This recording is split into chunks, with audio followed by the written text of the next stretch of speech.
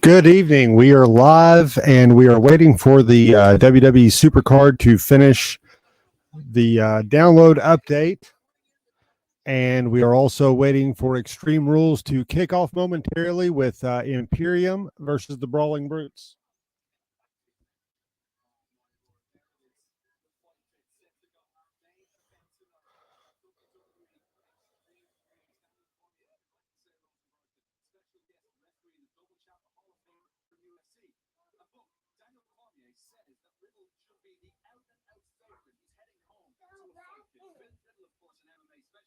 He's fine.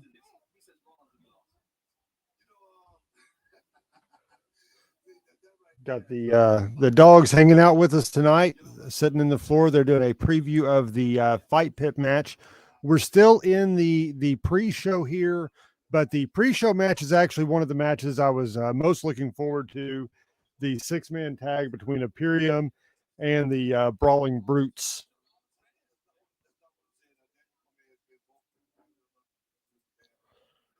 Hope everyone tuning in is excited. It looks like the White Rabbit trails have officially led to Bray Wyatt, and we shall see if he re-debuts tonight or if we get another teaser.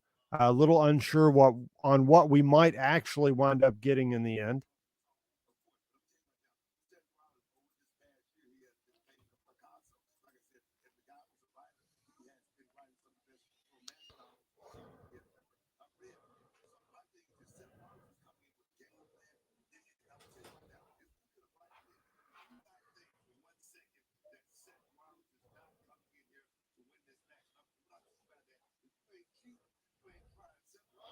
So major shakeup going on with the announced teams. It looks like it's going to be Booker T who's speaking now and Vic Joseph, and they're going to be heading up NXT.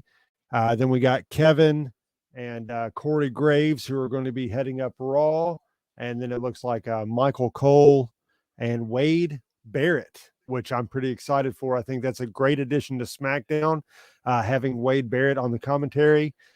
Really like what he did in NXT. Of course, I'm a huge fan of Bray Wyatt to begin with, or Wade Barrett to begin with. Thank you.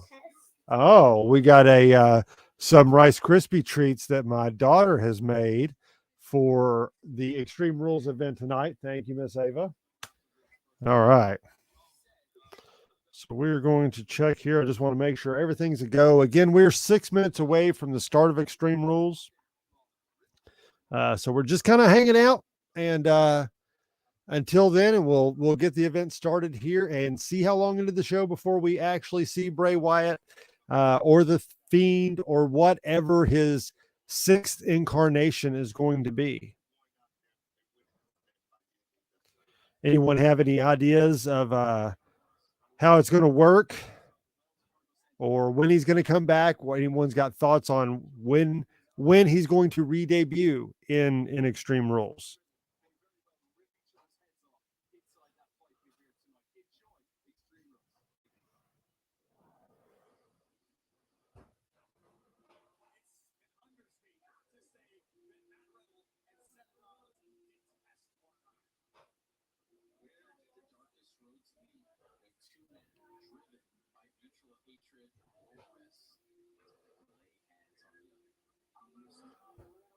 Just trying to doing a little test here, seeing how much you can hear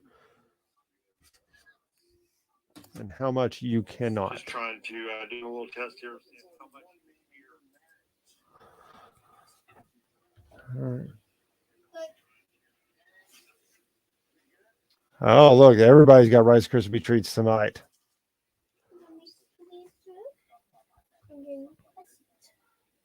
I'm gonna be with Dad. Come be with Mommy. I'm gonna be with Daddy. Can I be with you, Dad? Oh no, won't you go in there with Mommy? Why?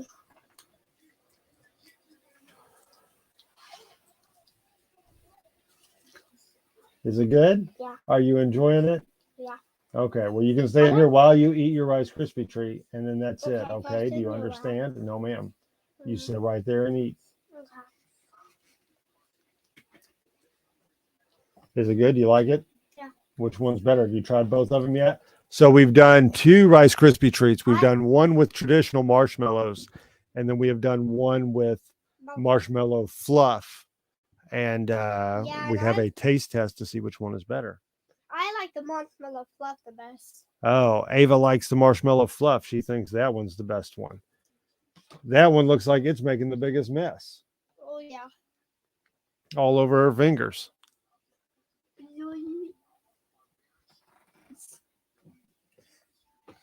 So it is very white, too. So Yeah. her fingers are white.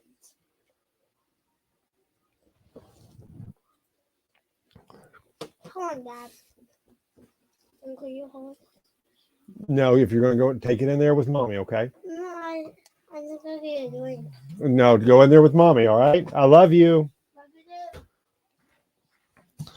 All right, so they're showing some previews for the pit fight, and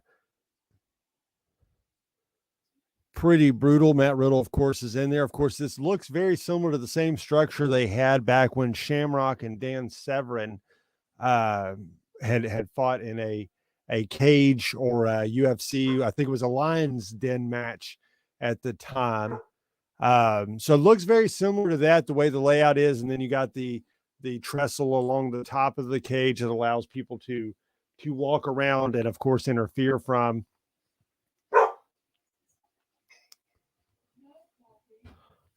We are drinking an Americana honey lime ginger ale tonight. Trying to wrap up the last couple of sodas I have left in there from the Summer of Soda series we done over the beautiful summer we've had. And I'm going to try to get the SuperCard fixed again and see what I have going on with that. Because one of the cool things they've done in WWE SuperCard right now is they have added a watch party feature. So I was hoping to have a watch party here as we have the watch party on WWE SuperCard as well.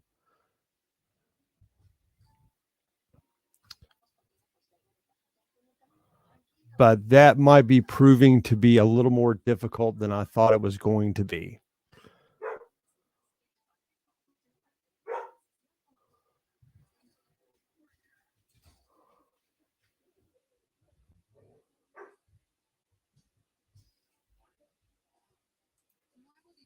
Yeah, and it is not downloading the assets as we needed. And it is bogging down my internet as well, it looks like.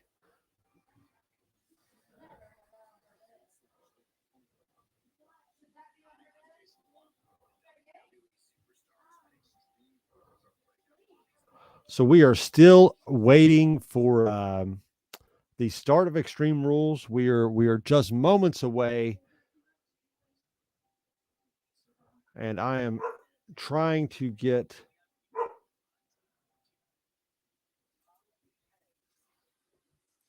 SuperCard shown.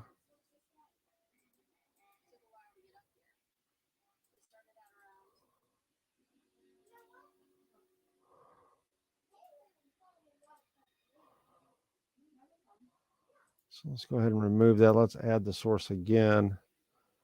All right, so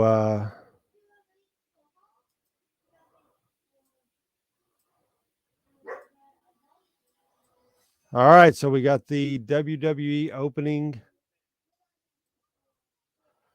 Then, now, forever, and together.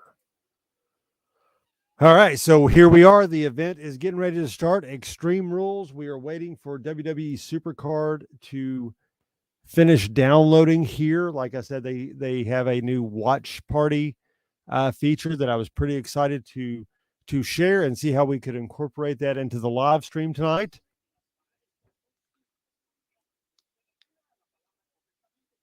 I think I've turned.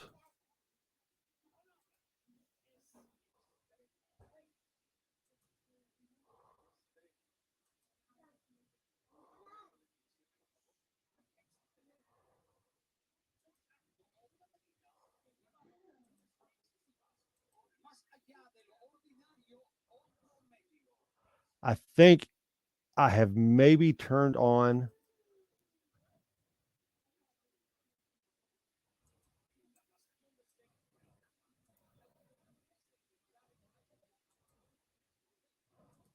I've turned on the Spanish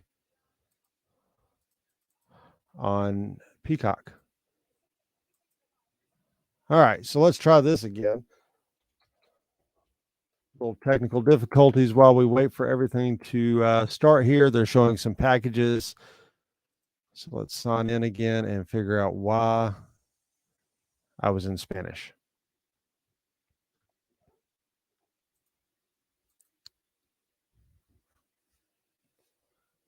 My audio was in Spanish. Oh, no. For what I was watching. So it might be in Spanish when you go watch your TV. I don't know if it kept it on the account or not. What do you mean? Okay, there we go. Oh, on my TV? Yeah. Okay, it's bad. It's on English now. All right, so got that fixed.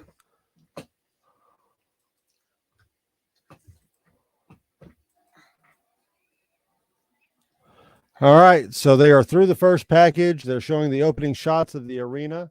Extreme Rules is beginning. Philadelphia, Pennsylvania, the home of Extreme.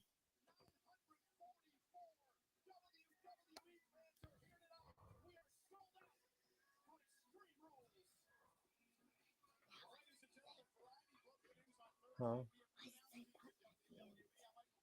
Do what? Pennsylvania. PA stands for Pennsylvania, the state of Pennsylvania. What did you have to talk that loud in the camera? Huh? Why do you have to talk that loud in the camera? Because I do. Why don't you go in there with mommy? Uncle Mommy's waiting on you. Y'all go snuggle and watch a movie, okay? Oh, yeah. All right, take the dogs. All right, so the Brawling Brutes are the first on their way to the ring.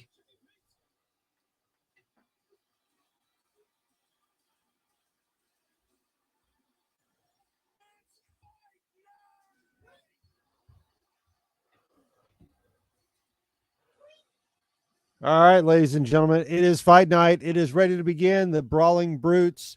We have Butch, Sheamus, and Ridge Holland making their way down to the ring. Butch is looking a lot more like Pete Dunne, which is fantastic. Now, if we could just get him to call himself Pete Dunne, I would feel much better about the situation within the Brawling Brutes. Oh, and we have our first White Rabbit teaser. This is the bunny in the 8-bit background where he's jumping on the X. He's digging. The hole blows up. And then it pans back, and we have Sheamus and the Brawling Brutes in the ring. We have had our first tease of the White Rabbit. So I'm assuming we will see that periodically throughout the show tonight, which should make it very, very exciting.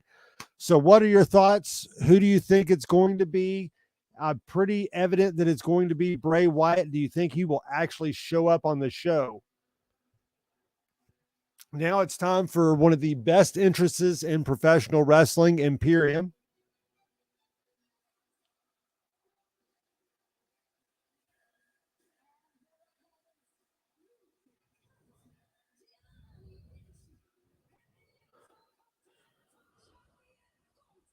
I wish they would change the Intercontinental belt back. I like the white leather strap behind it with the traditional nameplate. Really wish they would go back with that. Does not look like we're going to get Supercard to download, which is unfortunate. So we will just go back to to the host stream here and see if we can get an Extreme Rules banner to go up.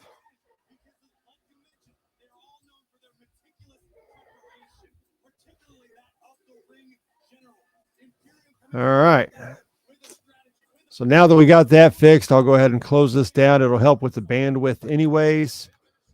Unfortunately, could not get SuperCard to load so I could have it on the screen with us tonight. I thought it would be really cool to see the all right, so they're in a full-out brawl in the middle of the ring, exactly how most people thought this thing was going to start. An absolute slobber knocker in the Donnybrook. Six-man Donnybrook match to kick off the show. Again, we've had our first tease of the White Rabbit. It was the last video they shown with the 8-bit rabbit jumping down the hole where the hole blew up and lava came out. That has been our first tease of the evening for the White Rabbit.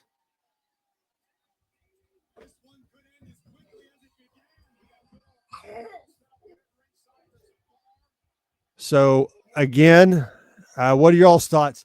Do y'all like Butch or Pete Dunne better? I'm a fan of Pete Dunne.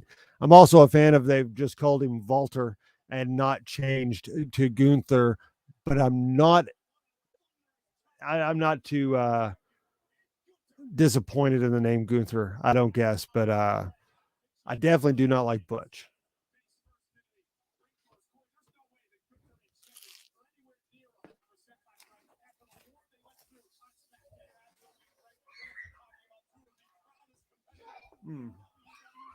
Nice spine buster followed up by a knee. I really like Ludwig. Very interesting look for a professional wrestler.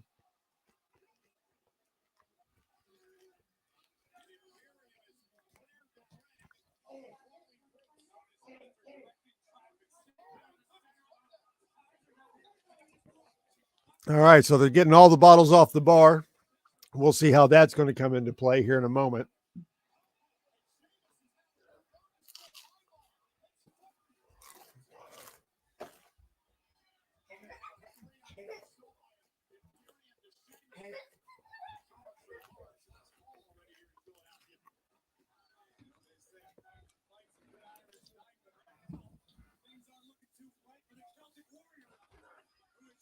Complete beatdown in the ring right now, or on the outside of the ring.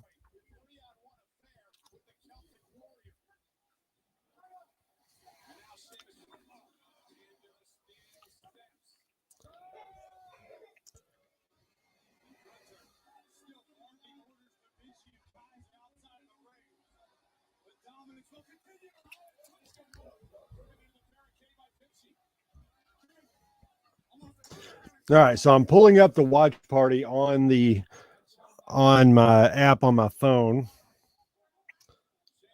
We'll see if we can get that going here, and then I may try to connect it in and see if we can get that live stream at some point during the show.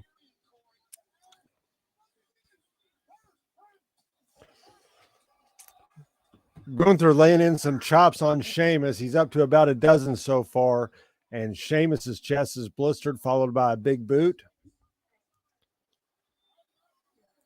He's picking Sheamus out there. They're laying him on the corner bar that they had brought out to ringside, slamming him on the marble top.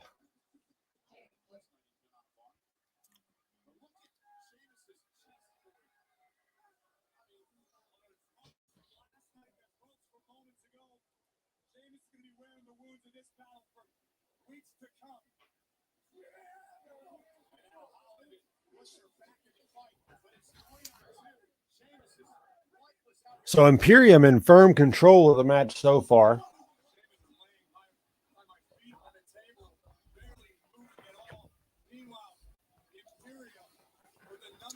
I did really enjoy the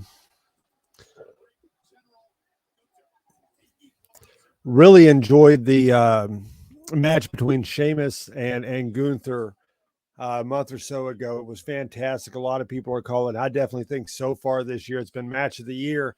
Some people are floating around that it's the best match that's in the WWE in over a decade.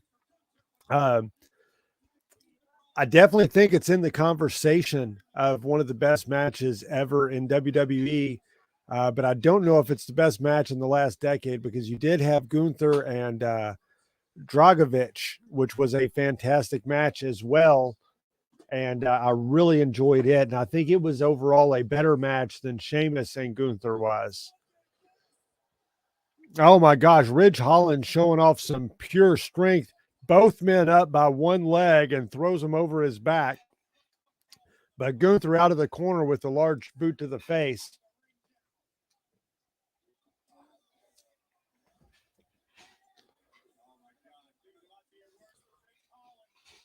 Marcel's getting ready to power bomb him as Ludwig comes off the top with a spinning corkscrew elbow.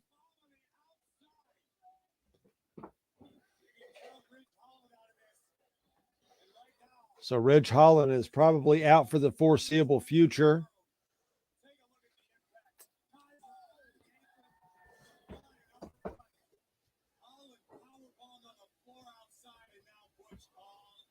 All right, and it is Butch, the only one in the ring. He is the only member of the Brawling Brutes standing. Imperium has a triangle around him.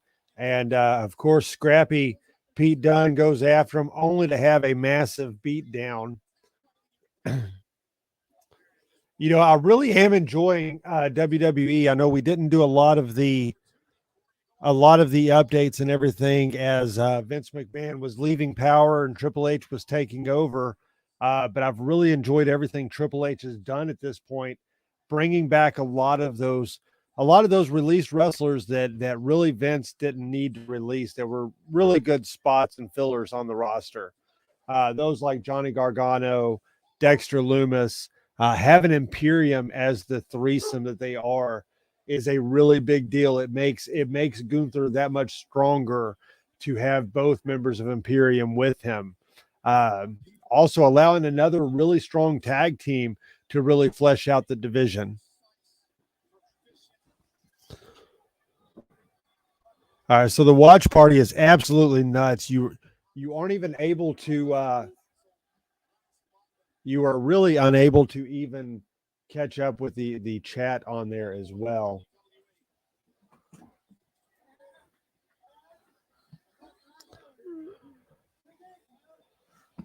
All right, so Imperium has Pete Dunne held back. Gunther slapping him around a little bit. I'm sure this is going to lead into some chops coming up, but Sheamus is up on the outside. The members of Imperium are dispersed. One's met, two clothesline, and throwing Kaiser into the barricade, followed by Marcel. Sheamus getting ready to turn and stare down Walter or Gunther. And here we go. The crowd is on its feet in Philadelphia. Every one of them standing up and cheering to see Gunther and Sheamus one-on-one for the first time in this match.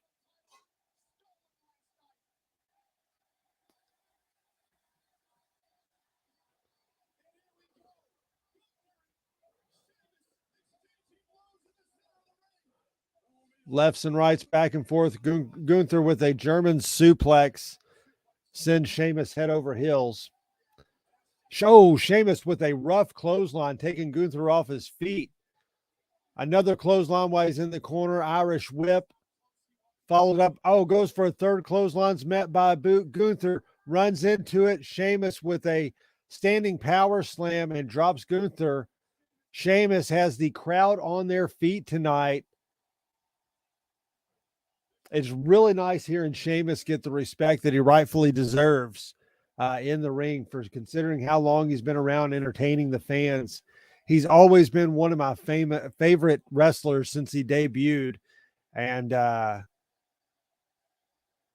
Philadelphia crowd chanting Sheamus as he locks Gunther's arms back. And let's see what kind of count we get tonight, folks. 1, 2, 3, 4, 5, 6, 7, 8, 9, 10, 11, 12, 13, 14, 15, 16, 17, 18, 19. Got 19 as the members of the Brawling Brutes jumped up to lay kicks into the side of Gunther. Pete Dunne, both feet landing on his chest as they kick Gunther back into the ring. Sheamus has him up for the Celtic Crawl or the White Noise, drops him on his back.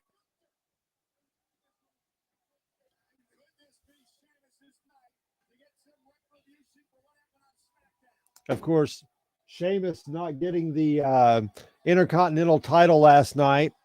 Gunther tapping out, but evidently not seen. I have not gotten a chance to watch SmackDown yet.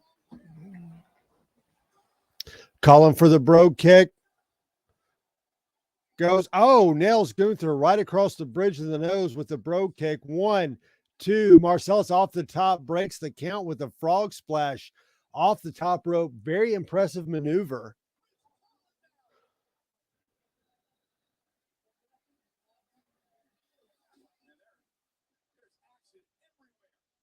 This is, what a clothesline. Pulling him out of the corner, going for an Irish whip and immediately into a clothesline. Butch with a right hand to the face of Kaiser as he comes off the top ropes. Gunther gets a double drop kick, not a double drop kick, but both of his feet, one hitting one and one hitting the other. Him and Sheamus in the middle of the ring. Irish curse backbreaker has Gunther on the mat. All right, Sheamus has got the clover leaf. He's getting ready to lock. He has it locked in. Is Gunther going to tap again? He is reaching. Gunther is almost back over on his back. Sheamus has it locked in, but Gunther is getting to the ropes. He's almost there. He's going to grab him. Sheamus pulls him back into the middle of the ring. The clover leaf is very loosely locked in. It does not look good. Kaiser in the ring with the shillelagh across the back of Sheamus. It is legal. This is a Donnybrook match.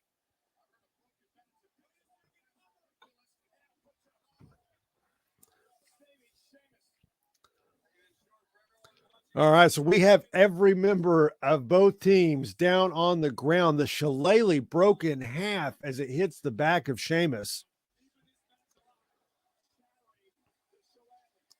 This is awesome chant breaking out in Philadelphia, and they are damn right. This match has been absolutely amazing. So far, it has lived up to its hype. Absolutely love these 6 men getting together. It is fantastic. And Sheamus and Gunther, man, that could headline WrestleMania, and I would be A-okay with that. I could see before Sheamus is done that him and Gunther could feud over a much larger title than the Intercontinental title. But Gunther bringing back a lot of prestige, in my opinion, to the IC title, which was very, very much needed. We thank everybody for tuning in tonight, the Powerbomb Nation. Sheamus and Gunther, nose to nose, trading lefts and rights again. Hard-hitting chop. Sheamus with a hit to the stomach. Gunther with a chop to the chest.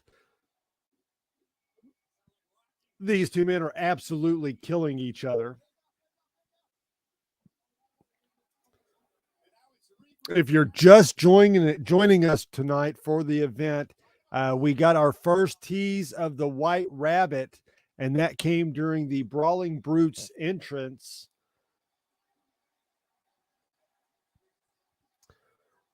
Pete Dunne breaks the standoff between the 6 men. Ridge Holland getting taken out as well. And we're back to Gunther and Sheamus in the ring. Sheamus with a knee to the face. And we get a 1, 2. We get a 2 count before the members of Imperium pull Sheamus out of the match and start beating him down. Big Easy's House of Pops coming in the house tonight. Hello there, sir. I hope you were doing well. Make sure you all go like and subscribe to Big Easy House of Pops. Get your Funko on over there. It is a fantastic channel with a lot of openings. And hit the bell. And also, if we get to 250 250 subscribers, I get to buy 10 pies in Dad's face. Yeah, we'll do one at 250. And we'll do that video right here. As soon as we get to 250, we are 10 away. And Brawling Brutes and Imperium are all laid out on the outside of the ring. Big Easy is living it up and not giving a you-know-what. Matter of fact, that is the Iron Sheik's favorite word. So Sheamus and Gunther on the inside. Gunther has the shillelagh beating the living tar out of Sheamus. It has been a really rough match. This is a different shillelagh because this one is fully intact. Okay, I'll be right there. Okay, I'll be right there.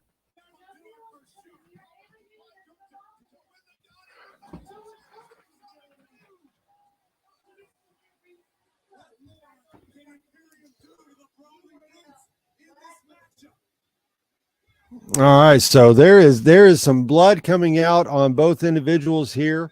Gunther has been knocked up a little bit on his leg and got a pretty nasty gash on his hand as well. But the exciting, I mean, this match has been fantastic. I would have thought at this point the best thing in the pay-per-view was the White Rabbit tease, but this match has kind of put that on the back burner. So I really hope they finish it out. But what do you all think about the White Rabbit storyline so far leading up to what we're assuming is going to be the return of Bray Wyatt tonight? Yes, Big Easy. It is time to throw that sub in there and get us to 241. Hopefully we'll be at 250 by the end of the night. The members of the Brawling Brutes have Gunther by both hands, and Sheamus has the shillelagh and is getting ready to lay into Gunther right across the head with the shillelagh. Gunther rolls out of the ring. Imperium comes up to the side, but now all six members are back on the outside. Pete Dunne with the shillelagh, Ridge Holland with the shillelagh. They're beating the tar out of Imperium. Gunther is on the outside apron, and Sheamus is right behind him, yet he does not know it yet.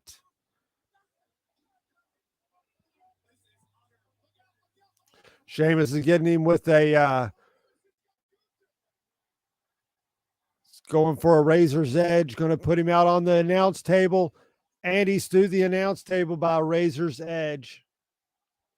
The crowd is absolutely gone nuts. Every one of them are on their feet. This has been a barn burner of a match so far, and these guys are just beating the living hell out of each other, which is fantastic.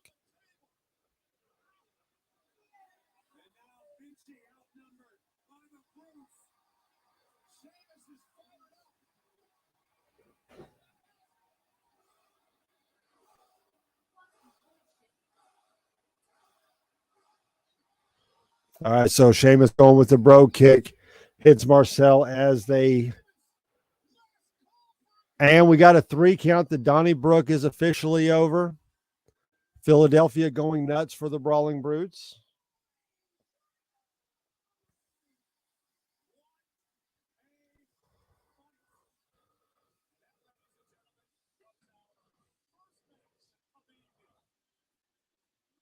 First match of the evening has really set a great tone for Extreme Rules. If it lives up to this, it is going to be a fantastic night.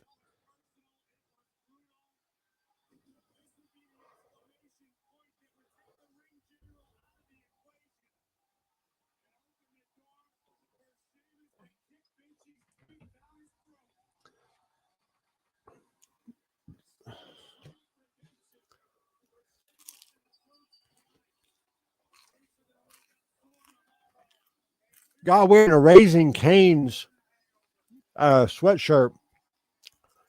Great chicken fingers at Raising Cane's if you've never eaten there.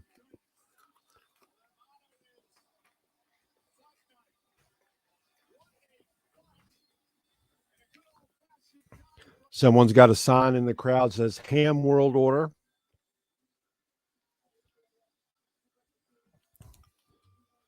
So that was a fantastic match. What'd you all think of the Brawling Brutes versus Imperium? I thought it was a really good match. A great way to start the show off. I was a little disappointed that that's how they were going to do it, but after seeing it, I'm glad now.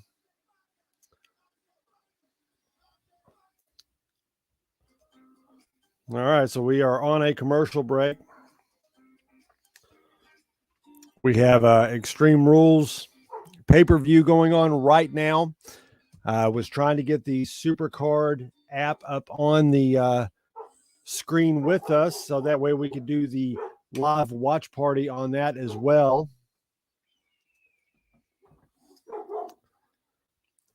Matt Epperson says, "Can anything really meet that pace?" I doubt it. That was fantastic. That was hard hitting. I don't think they have anyone left on the roster that can put that kind of match together, because Imperium, I mean, with Sheamus and Gunther, it's just, they're just killing each other, man. It's fantastic to watch the two of them go. So y'all hear the coffee dog in the background. That is our Pyrenees. She is a great dog, and she is finding her voice. She is pretty young.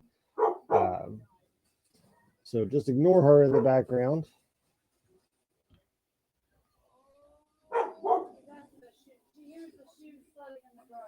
Oh, it's all right, honey.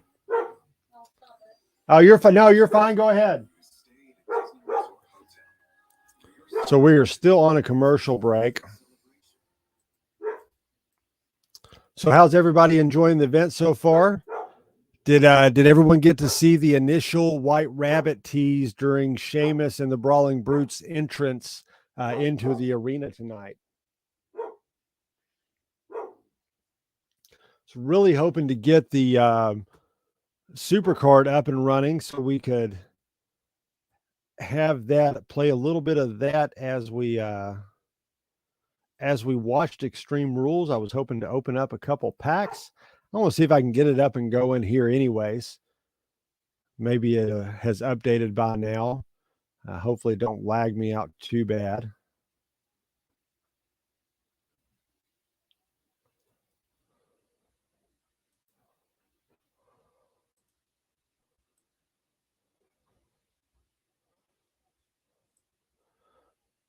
So DX returning, the reunion of DX tomorrow. I'm sure they're going to have a run-in with the Bloodline. Should make for fantastic TV on the season premiere of Raw. The season premiere of SmackDown was last night. Now we got a promo in the back. We got The Miz walking into the arena.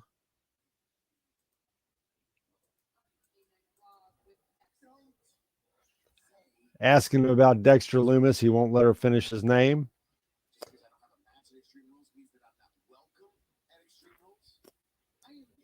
It was the same White Rabbit tease they did on the pre-show. Yes, I think that's might have been my favorite White Rabbit tease that we've been so far. I kind of like the it was like the pitfall, that 8-bit pitfall background, and the rabbit going in the hole. I thought was really good.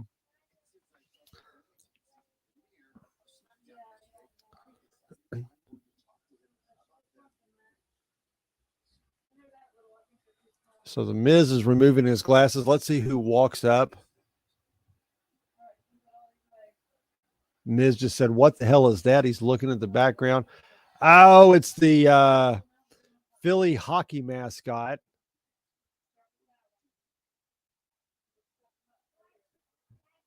He is on the Extreme Rules t-shirt. That's a pretty cool t-shirt. I would buy that Extreme Rules t-shirt right there.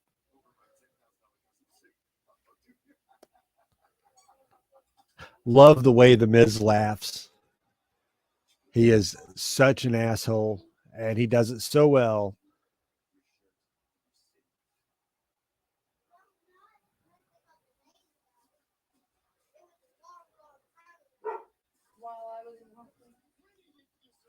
The Philly hockey team's got a pretty cool looking mascot. Showing some pictures of Philadelphia. Beautiful city. Been there a couple times. Love to go get some Philly cheesesteak, see the Liberty Bell, run up the Rocky Steps. Really good times in Philadelphia.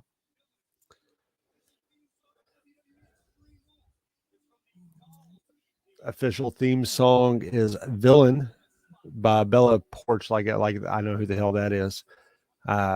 That is the official theme song tonight. Bray Wyatt making an interesting reference to villain on his Twitter account over the last 2 days. And next up is the women's championship match for Extreme Rules. We got Ronda Rousey versus Liv Morgan. Put your comments on who you think is going to win in now. I'm going with Ronda Rousey on this. I think she'll hold the belt through WrestleMania. Matt Epperson, what do you think will be the main event? That I know I've been going back and forth on what would actually be the main event. It's either got to be the pit match between Rollins and Riddle, or it could be Edge and Finn Balor, and that is where we see Bray Wyatt's return. Those are the two I'm going to go with. I think it makes sense if it's the pit fight. If that should be the main event. Let's be honest. Seth Rollins and Matt Riddle should absolutely be the main event of this show. But I think it might be Edge and Finn Balor, because I think that is when we're going to get the White Rabbit reveal, because I think that makes the most sense. They may allow Bray Wyatt come in and have the ultimate say in the Judgment Day on where they're going to be located in the card moving forward. But I guess we'll find out. What are your all thoughts? Who thinks is going to be the other women's championship could be a potential main event as well? Bianca Belair could definitely headline the show. I don't see any issue with that either. So we'll see. What do you think is going to be the main event?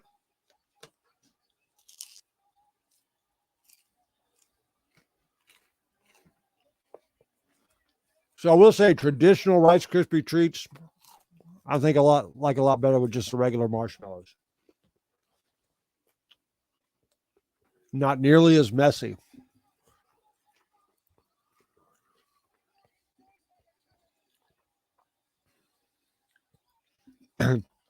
It'll be Bayley versus Bel-Air, and the White Rabbit is Becky Lynch, causing the internet to explode. The internet would absolutely explode if the White Rabbit is anybody but Bray Wyatt. I think the fans will lose all kinds of momentum on their WWE love going into Triple H's first full quarter.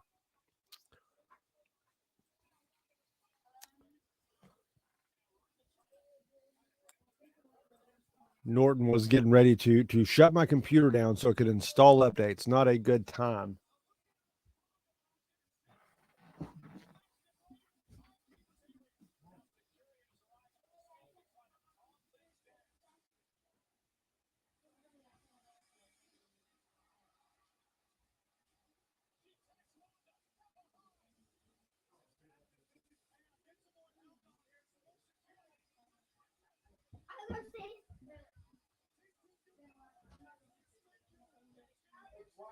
It's right there on her desk. What do you need?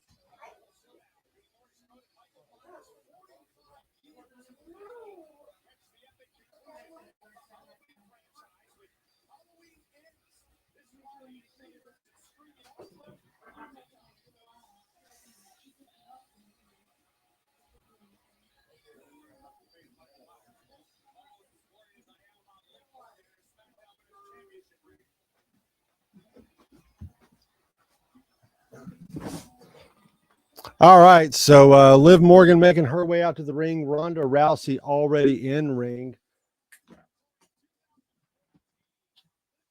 Oh, love you. Good night, baby. Good night. Mwah.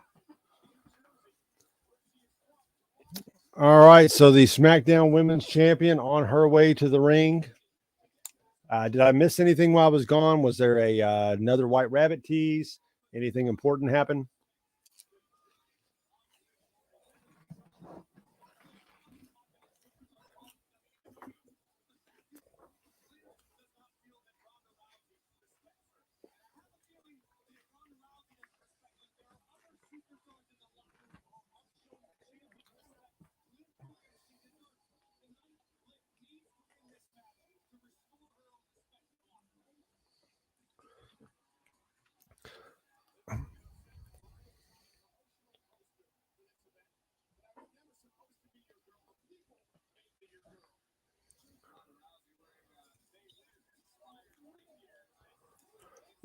So let's see if we can pull up the super card while we were waiting on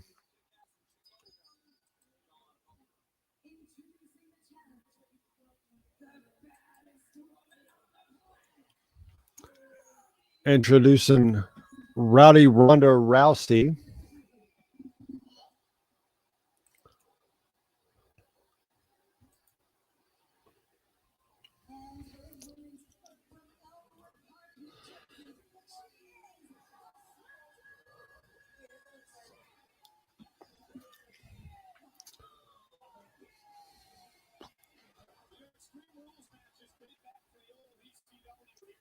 Philly crowd really showing their support for Liv Morgan right now. No White Rabbit, but Dylan thought Ronda was copying Cobra Kai, not someone who can actually break your arm. LOL. That she can definitely do. Absolutely could break my arm. Anyways, I'm pretty positive.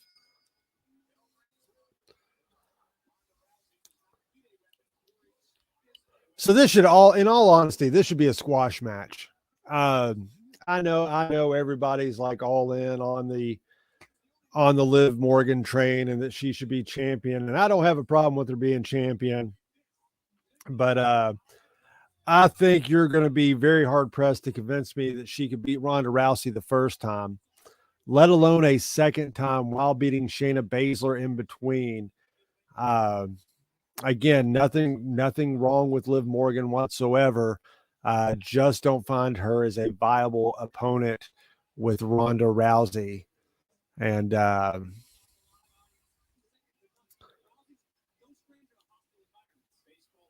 so Liv Morgan has the baseball bat, the ultimate equalizer in this match. Rousey grabs it from her, throws her down. Now, there it is. Ronda Rousey with a baseball bat. You're probably in a lot of trouble, especially if you're Liv Morgan. She has been booked very well as a champion. They did a really nice job protecting her, gave her the win over Shayna Baszler, which I thought was a nice touch. Ronda Rousey with a nice knee to the stomach after springboarding Liv off the second rope. Got the ankle lock locked in. Liv Morgan tosses her to the outside apron. Up with the knee to the face. Ronda is on the outside of the ring.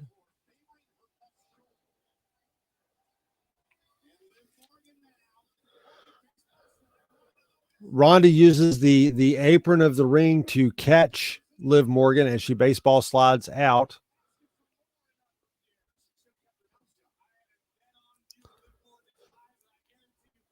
I really feel bad for these two going on after the Donnybrook 6-man we just got. It's going to be tough for anything to follow that match, but especially Liv Morgan and Ronda Rousey.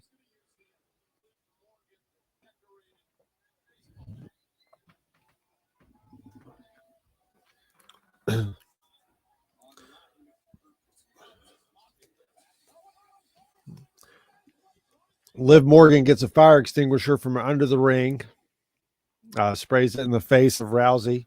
Rousey was walking around with a baseball bat.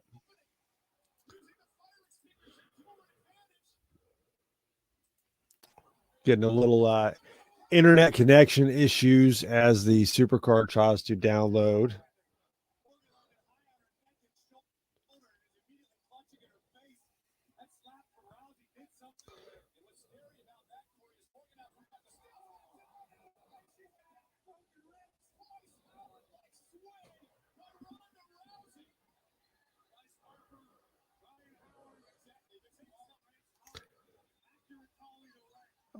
Ronda Rousey with 3 swings of the baseball bat, 4, taking out the legs of Liv Morgan, really kind of hitting her on the rear end with the baseball bat.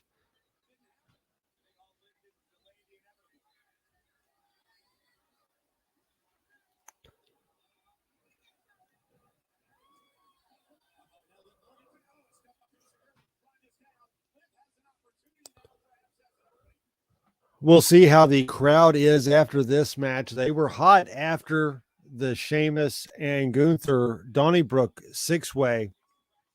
However, this match seems to have cooled them off a little bit. Again, I'm going to pick Ronda Rousey in this match. Really hope this would be a great place for a White Rabbit tease.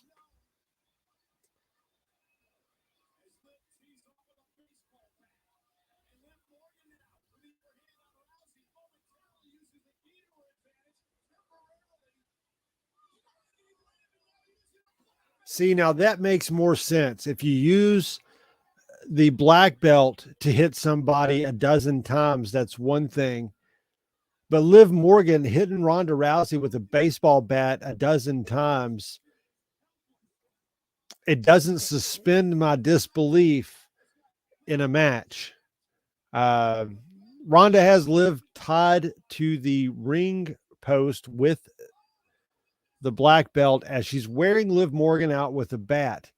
Now, if Ronda Rousey was to hit you with a baseball bat, I don't think you would honestly be walking around. The selling in this match is there's no psychology that makes sense in this match at this point.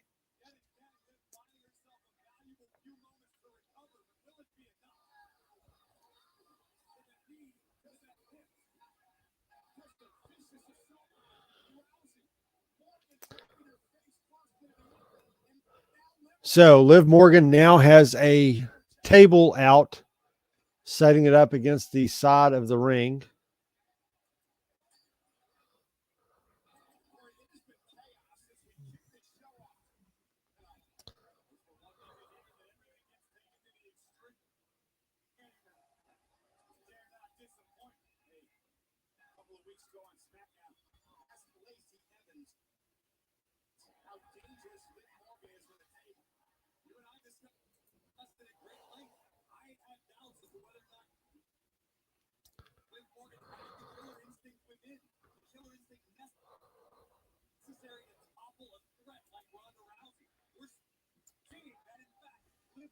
All right, and we're still a no-go on Supercard getting downloaded, or at least updated appropriately.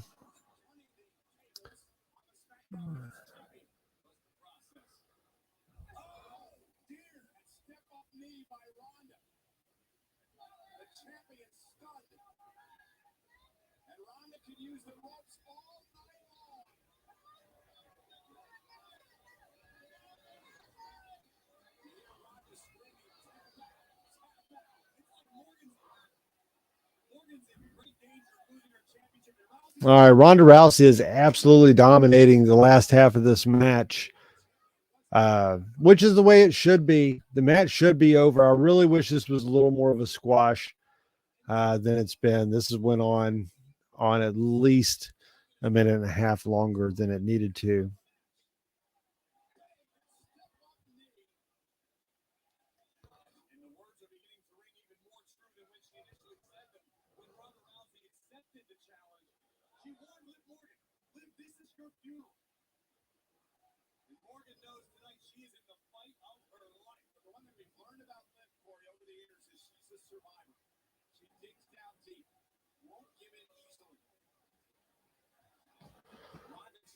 Definitely a good match to have Rice Krispie treats.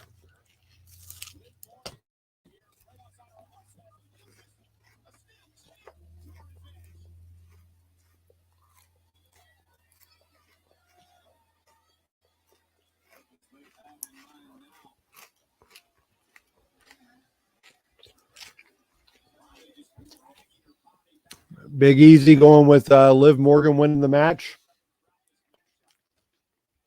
I definitely think the actually the fluff marshmallow probably has a better taste.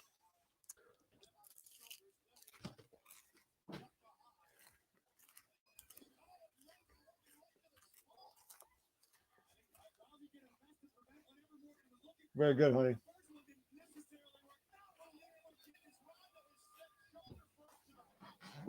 I'm gonna need a. There's all. She just got cold. Oh yeah, cold water, right? So what are you eating? My rest of my Rice Krispie treats.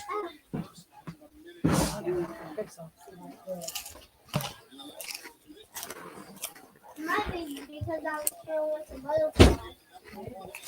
I might be allergic to butterflies. But I'm still keeping them as a Awful looking chair shots.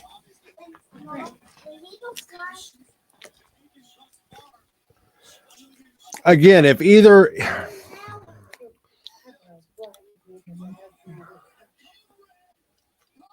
I just don't get it. I already thought Ronda Rousey was not a very good performer, but I don't understand this Liv Morgan experiment at all.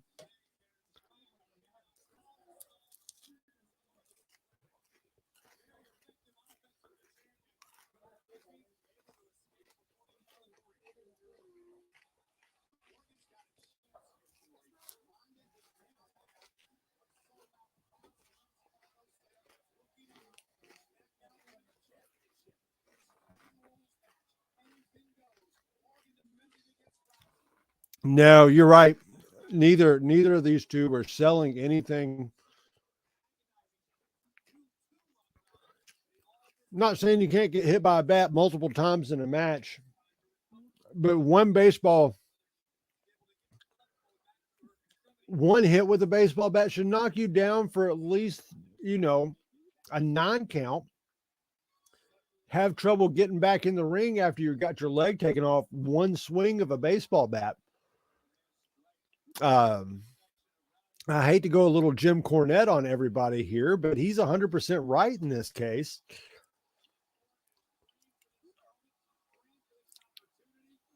Let's see. She's got Ronda Rousey laid out on the table. Let's see what she does. I'm assuming she's on the top rope. Leg drop. We might get a clean pin here. Nope. Ronda Rousey up on a 2 count. Has her locked into an arm bar. Liv Morgan is trying to block the arm bar. Here we might go with the same finish again. Oh, she's got her lifted over. Has her. No, Ronda's keeping her shoulder up. Good ring awareness there. She's trying to get Rousey up and put her through the last part of that table. The shoulders cannot be down on top of that slanted on that table. Ref counted anyways. Ronda trying to separate her arms to lock in the arm bar.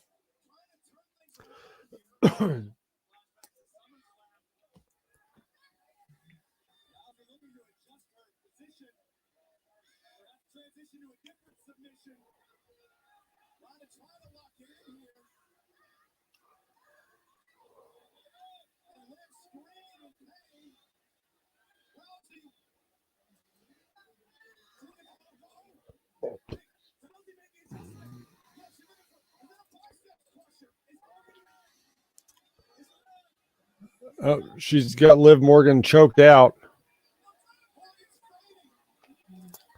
She's faded out, got the table.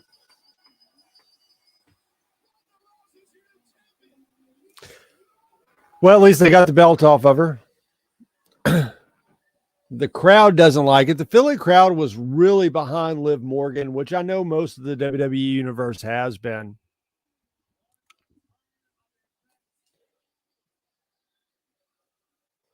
But, that belt's where it belongs. That, you have Ronda Rousey in the promotion. That's who needs to have your belt. We're just a few months away from WrestleMania. It's not that far away. She needs to be the champion. She needs to have a dominating run. And we need to get Becky Lynch healthy. So that way we can have Becky and Ronda headlining one of the nights at WrestleMania. I think that would be the absolute biggest draw for the women's side of the brands that they could have is going to be Ronda Rousey versus Becky Lynch. We seen Ronda and Flair last year. We need Ronda and Lynch, and we need Becky to come back just shy of that and get the good surprise and pull off a big win there. Maybe she wins the Royal Rumble. Maybe Lynch returns at Royal Rumble, wins that, and goes on to face Ronda. But that has to be where this is leading up to. I look for Ronda to hold this belt easily through WrestleMania. Liv Morgan not selling the fact that she was just choked out. She's up in the ring smiling. But that's production's problem. They shouldn't be showing that much of they shouldn't pay him back to Liv Morgan.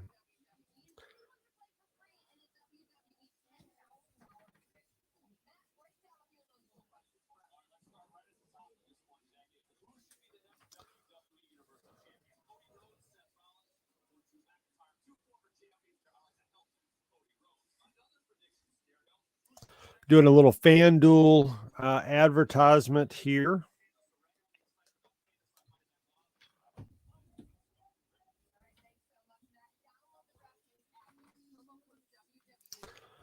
All right, so far the first match of the night was killer.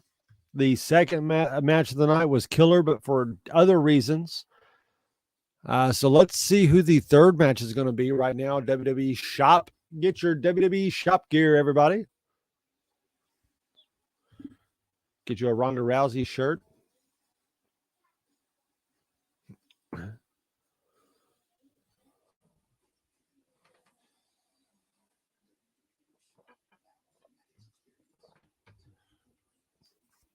I guess no shot of a Austin Theory cash in tonight, which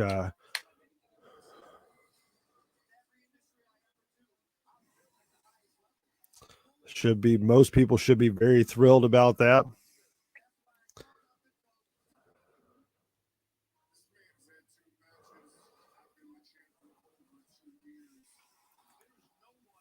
Throwing a nice Bloodline promo. Man, Sami Zayn's really been killing in the Bloodline.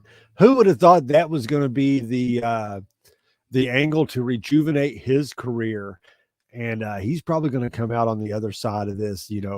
He's already one of the hottest heels in the business. But good Lord, when this finally blows up and he turns on the Bloodline, that's going to be one of the biggest feuds in wrestling. And the crowd is going to be so behind Sami Zayn, much like it was Mick Foley back in the day. Another promo for DX.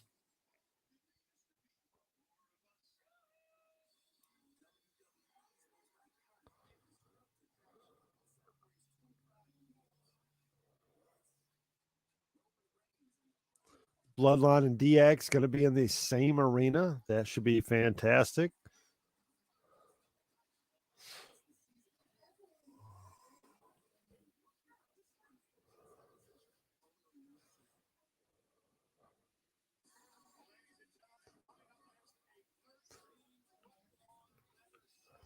Leather strap match, Karrion Kross versus Drew McIntyre. Now, this should be a fantastic match. This should really be good with with a strap match. Karrion Kross, liked the fact that they brought him back. Good for Triple H. I like that he's back with Scarlett. I like the whole TikTok, the whole spooky stuff going on. So I think that's a great. I think that is a great re-addition to the roster. Again, Karrion Kross was one of those that was just a really big head scratcher on why would you get rid of Karrion Kross? I don't know what Vince was thinking in his final days. However, Karrion Kross is back. I wish he would shave his head. If I know it's being a little picky or whatever there, but man, shave your head back. And I think he would look a little more menacing than he does with hair. But that's a small nitpick on Karrion Kross. Really like the guy in the ring. Super nice guy. I had talked to him before when he was on the Indies, before he got signed to his NXT deal, and was trying to line up an interview with it. But I think the timing did not work out due to his WWE contract. But, que sera, sera. But nonetheless, he's back in the WWE doing fantastic and glad he is.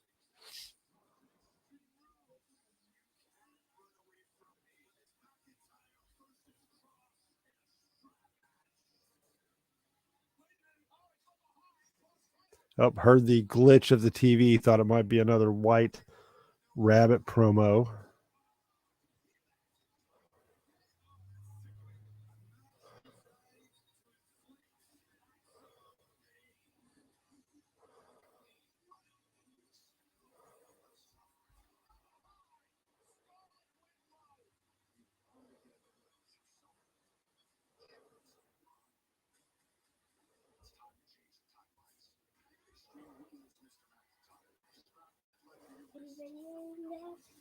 Yeah, honey. What are you doing? I'm just coming in here to click on you. I'm fine. Mom, What's mommy doing? He's using the bathroom. We were just now playing Barbies with my dad. Yeah, Are you live streaming I am. right now? Right now, honey. Yes, right this very moment. And I came in. Yep. All right, go in there. You got to go lay down now, okay? No, well, you need to go in there and hang out with mommy. Well, Dad, after we're done live streaming, come in here and play with us because I have 3 Barbies and I need somebody else to play with them, okay? Oh, okay. And I'll be playing with the horse. Okay. All right, so Drew McIntyre on his way out to the ring.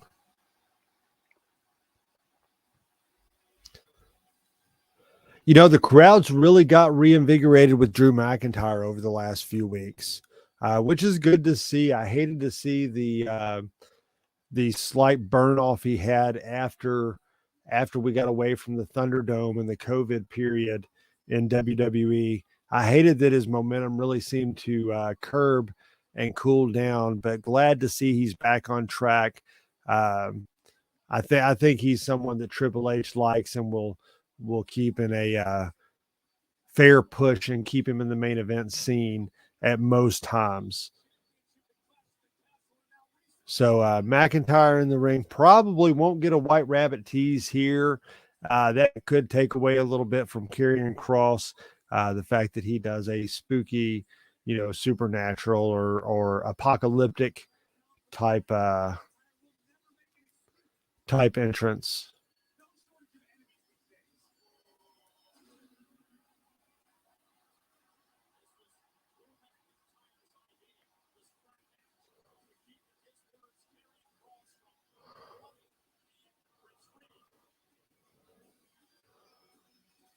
So I don't think this is a traditional strap match in the sense that you got to touch all 4 corners.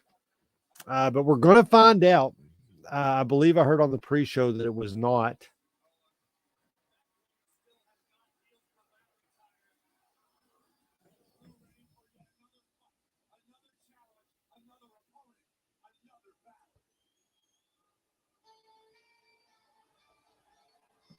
Karrion Kross's music hits. Love it. Got a real spooky feel to it.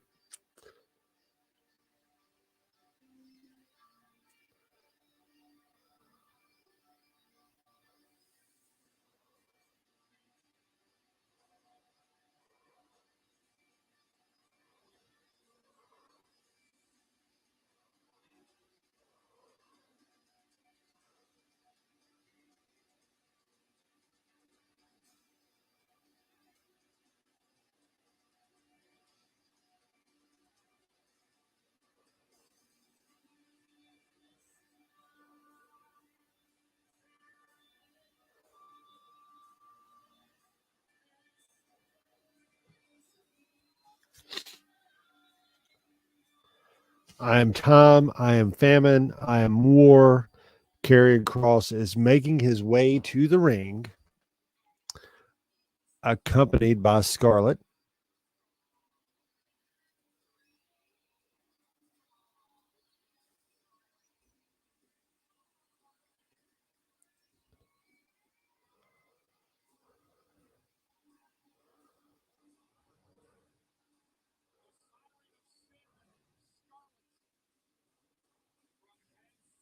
Fantastic entrance by Karrion Kross. Why in the hell Vince wouldn't use that the first time? Who knows?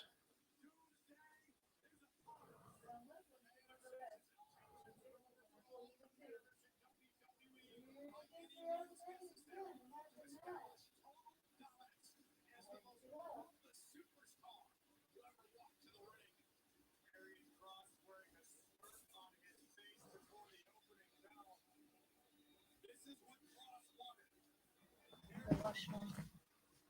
In the cold and chicken. But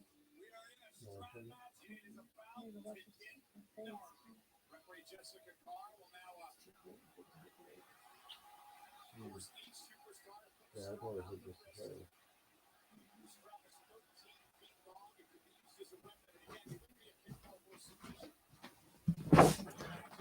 All right, so they're getting each of the guys chained up here.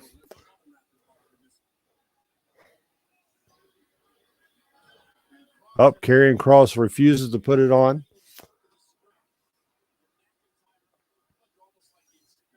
Playing a little mind games with Drew McIntyre right now.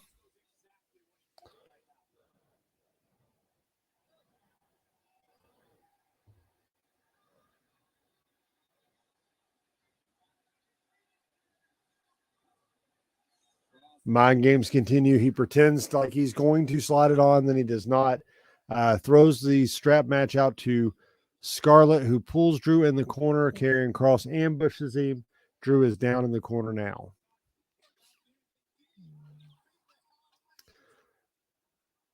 Now, those 4 kicks from Karrion Kross to Drew McIntyre in the corner seem to do more damage to Drew McIntyre than 8 shots with a baseball bat did from Liv Morgan or from Ronda Rousey to Liv Morgan. Tell me how that makes sense. It's the difference of having 2 professionals that know what they're doing versus 2 people who do not. All right, so Karrion Kross still does not have his wrist attached. They are out in the crowd with a 13-foot leather strap, battling in Philadelphia. Drew McIntyre clubbing across the back. They are out in the ring. Better grab the other end of that strap before one of these crazy fans in Philly does.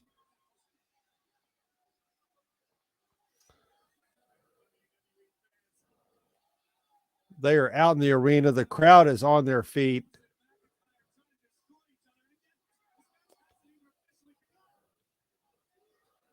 We are still pre-match right now. They're still waiting to even ring the bell. Drew McIntyre back over the barricade.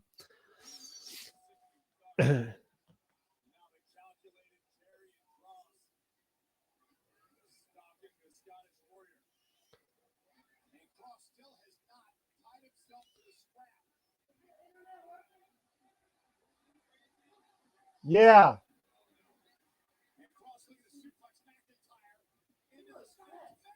Who, Ava? She's looking a little flush.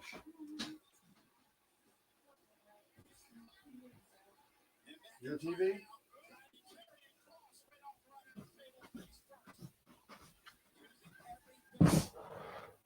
All right, so this match still has officially not began yet.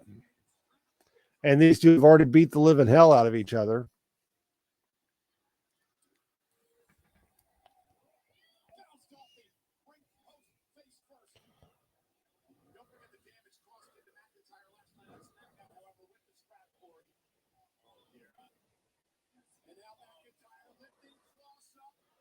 Oh, McIntyre has Cross up on the steps, going to dropping on the apron. Oh,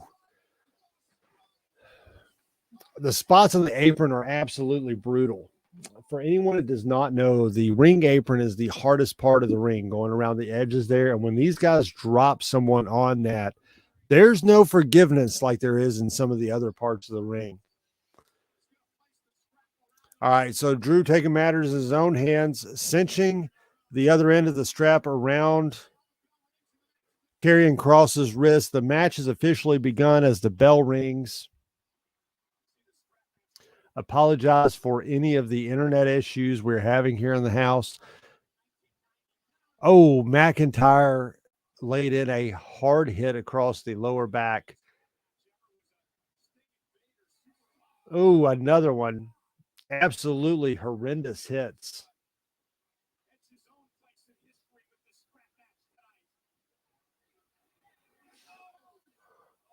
Karrion Kross, 3 big welts along his back.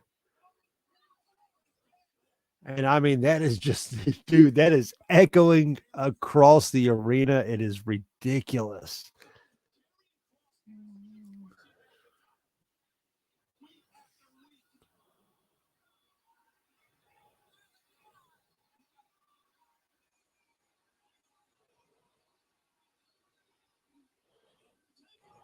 Scarlett distracted Drew McIntyre long enough to give Karrion Kross the upper hand.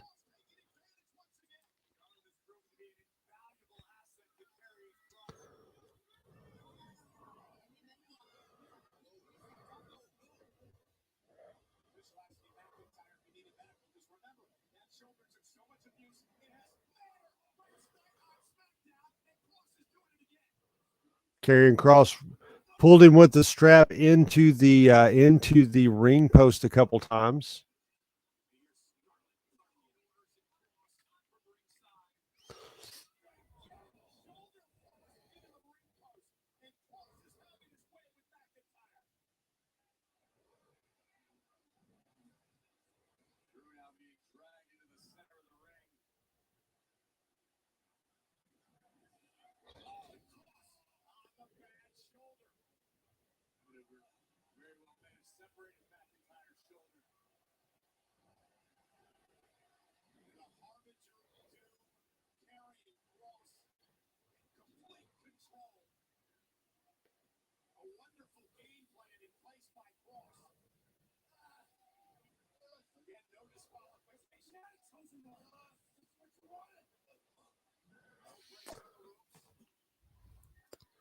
All right, so the two guys are beating. You know, it's been really hard to get into this event after.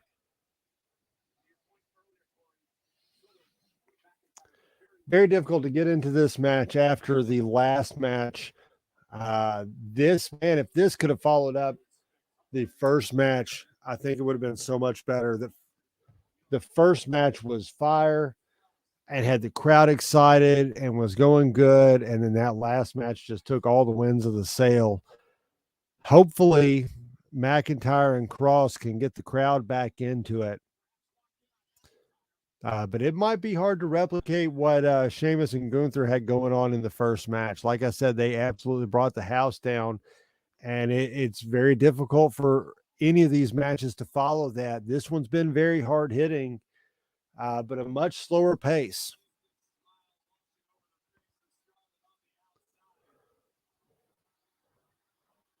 Will Karrion Kross pulling Drew to the outside. They've got the announcer table built back up. We'll see if somebody will go through that again tonight. I'm sure they will.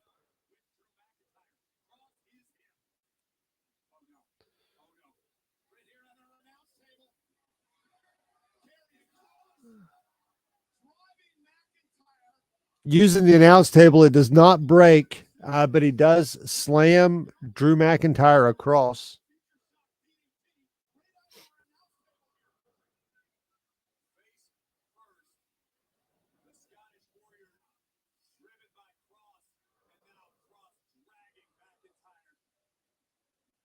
Karrion Kross taking the leather strap and kind of wrapping McIntyre around the ring post.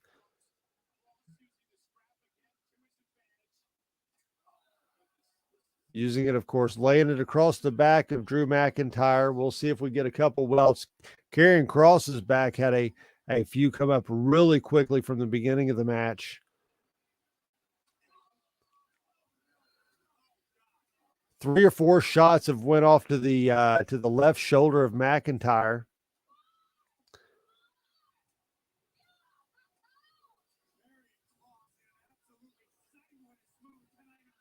Karrion Kross is so much better with Scarlett in this corner. It really adds to his character and package.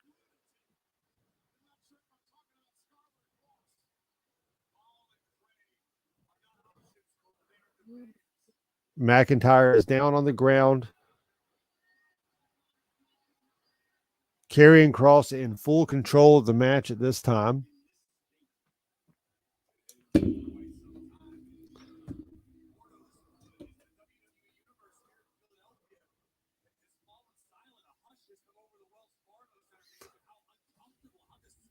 Yeah, a hush has come over the Wells Fargo Center, not because of how uncomfortable anything is. It is the last 2 matches have not lived up to how the show started.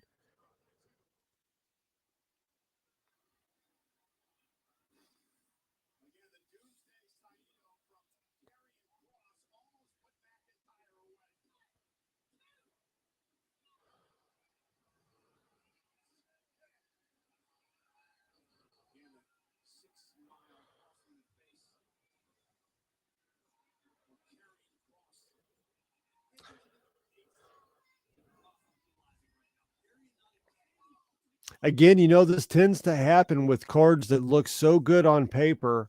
When they get in the ring, it doesn't live up. But we'll see how this match finishes. We're only on the 3rd match in. The 6-man Donnybrook started the show, and man, it was amazing. I thought this was going to be an awesome show the way it started out. Drew McIntyre up on his feet, starting to hulk up after Drew hit him with the strap several times in a row. Hell of a clothesline, leveling Karrion Kross.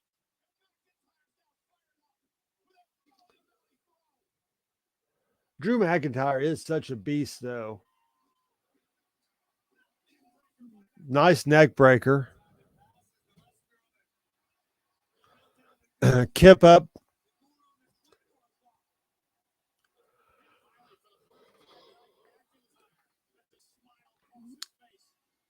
McIntyre taking control, has him ready. Karrion Kross throws him back to the corner.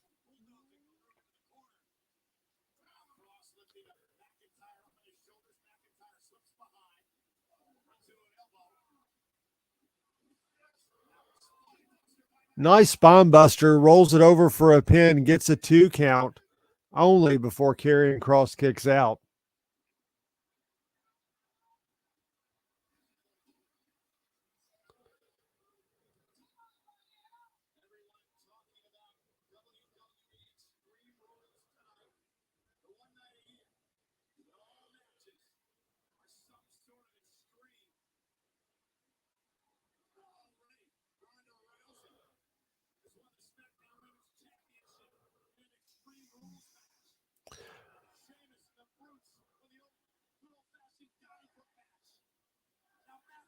The crowd counting the left and rights back and forth, but they are really sitting on their hands for this match, which I'm really shocked at. It's not been that bad.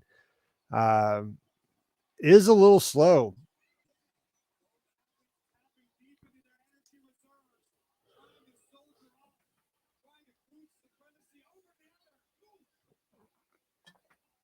That one landed across Karrion Kross's neck. Now that was uncomfortable. Oh, that one, the side of his face. Maybe they're Oh, that's a third one across the neck of Karrion Kross. That's a hell of a place to have to take one of these shots. Back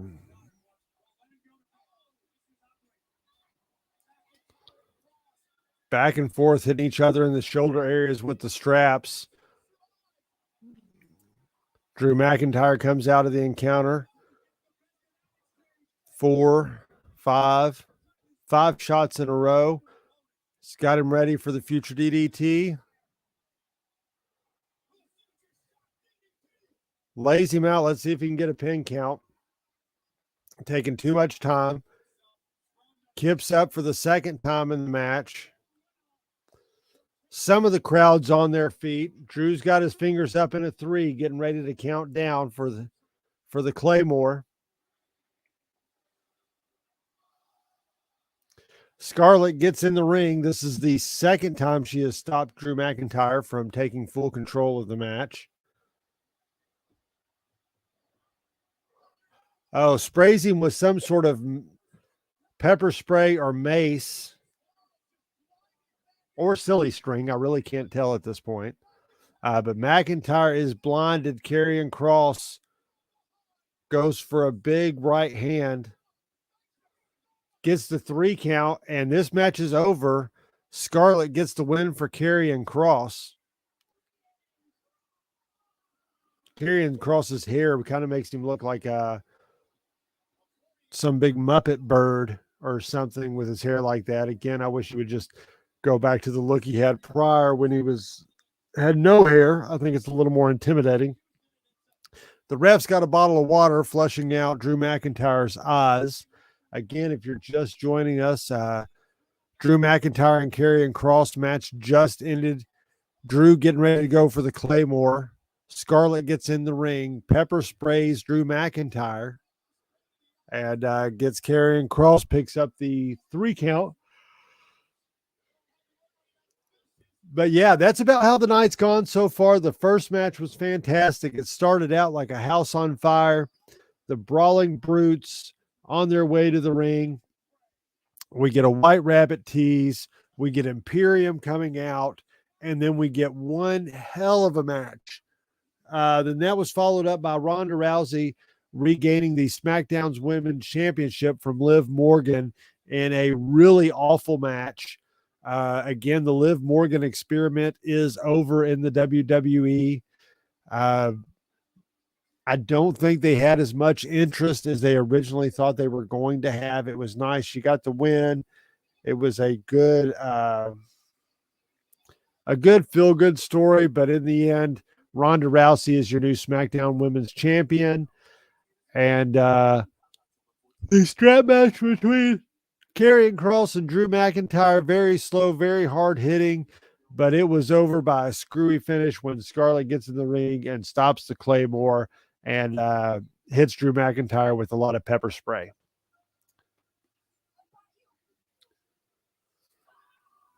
We get another match or two like that, I'm going to extremely rule out this pay-per-view and go to sleep.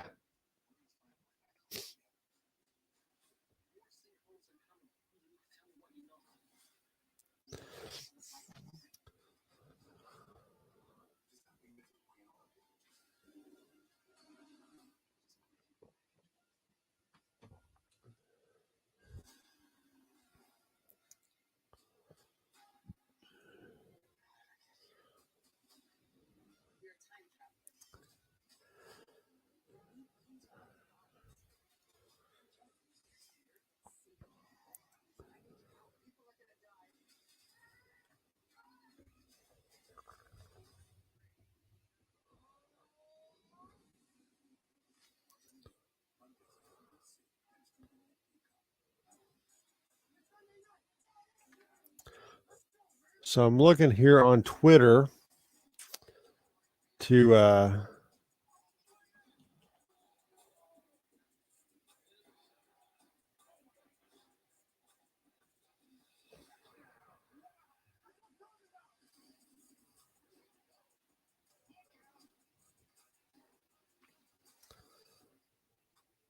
see what people on Twitter are saying about the event so far. Right now, the Liv Morgan and Ronda Rousey was not very well received whatsoever.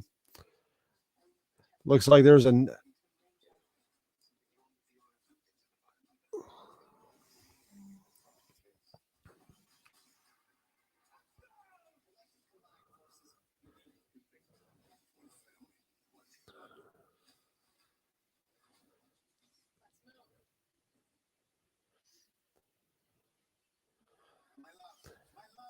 Humble Wrestling just tweeted the Karrion Cross entrance is good. Scarlett carries, by the way. That is absolutely correct. I agree with you. You can follow Humble Wrestling at Wrestling Humble on Twitter. Another backstage segment with The Miz. And we have the Phillies mascot yet again, making fun of The Miz. I'm sure this is going to wind up to be Dexter Lumis is going to have to be in this mascot suit by the end of the show, you think?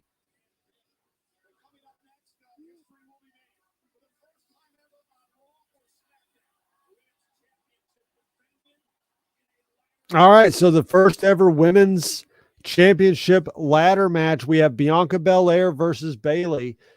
So this is not going to close the show. This was one of my picks to close the show. So this should be a really good match. Bayley's fantastic. Belair is tremendous in the ring. Let's see where it goes. Hopefully they don't do a whole lot of outside interference in this. I would like to see a straight up match between these two. And hopefully this, honestly, I would love for this to turn in a little series to maybe close out the year and go through the Royal Rumble, is maybe have some back and forth between Belair and Bayley. I expect Belair to win here tonight and give Bayley another shot. But let's say it gets a little bit screwy finishes over the next two events, and we can stretch this out to Royal Rumble pretty easy. And allowing Bianca to go into WrestleMania as the champion. Even if she drops it to Bayley between now and then, she can retain it or have it back by going into WrestleMania, and hopefully a setup with hopefully Charlotte Flair's back, because the real women's event that everybody needs to see that I don't think is on their radar is Belair and Flair, because that would be one hell of a match. Two of the best workers in the company, hands down, men or women, Charlotte Flair and Belair, and that would just be amazing, in my opinion.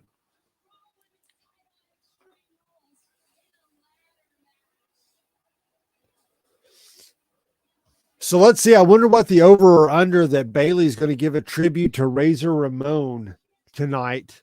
And Bianca Belair maybe gives a little homage to maybe Shawn Michaels or vice versa. I would be very interested in seeing, since this is what they just said, the first women's ladder match for the title is what Michael Cole just said. So maybe they'll do a little throwback to the first ever ladder match.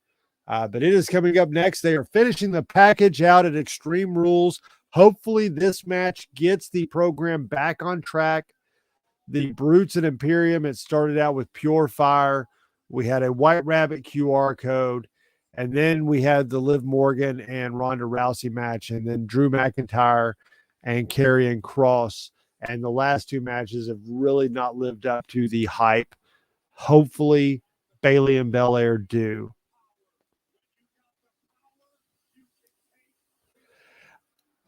I can't believe Vince McMahon shot this idea down to let Bayley have a faction.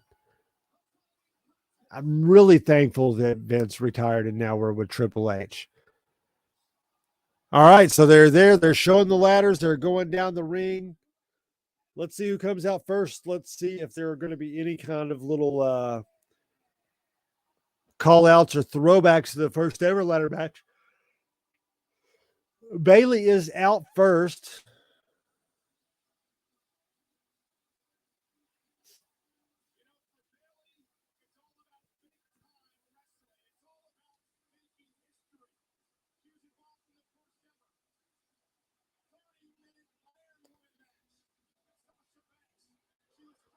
Like the name of Bayley's faction, Damage Control is a good name. So now she's got Damage Control on her tights. It's kind of got a little bit of a female Shield vibe to it, which is cool.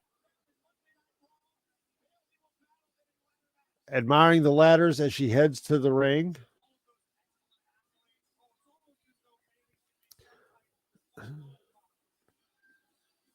There you see the Raw Women's title high above the ring. Bayley playing the crowd, giving some thumbs down. Nikita Lyons is in the audience, staring Bayley down. Can't wait to see when she's going to be called up to the main roster. She'll be a great addition to the women's roster as well.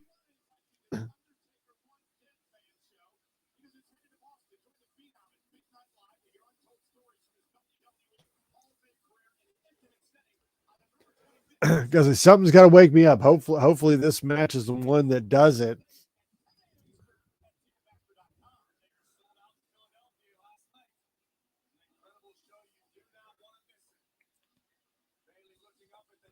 Be interested to know if anyone's been to the Undertaker show. They're showing a promo for it right now.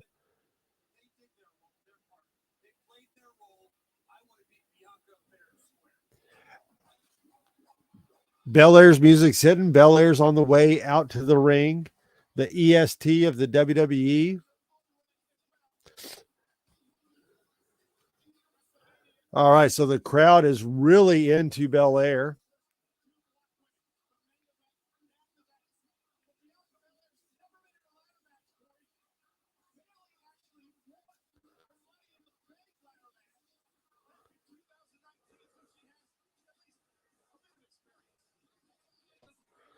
All right, so no throwbacks to the first ever.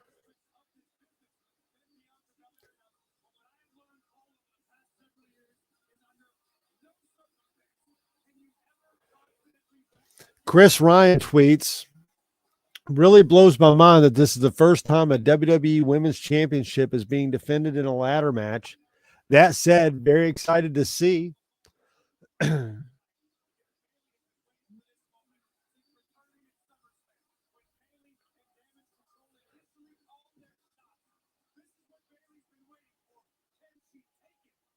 The Iron Sheik tweets out moments ago. Bleep the gingivitis.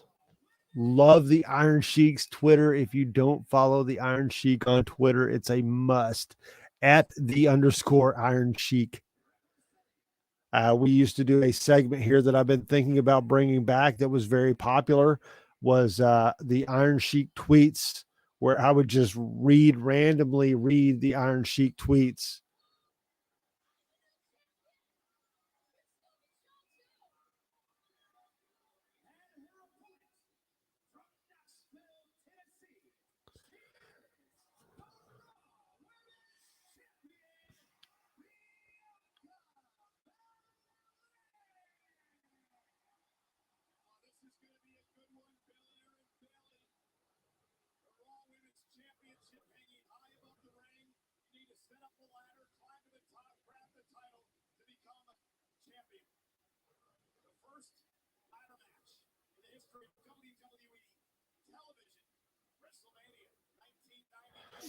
Michael Cole referencing Sasha Banks tonight.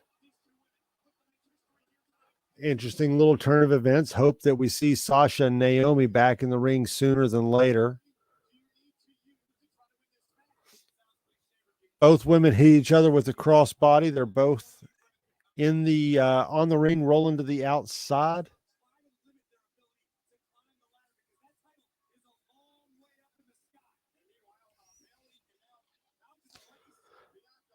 Sasha Banks also a little active on Twitter tonight.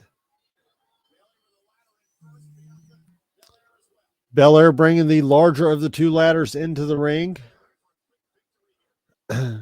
Bayley setting up her ladder first.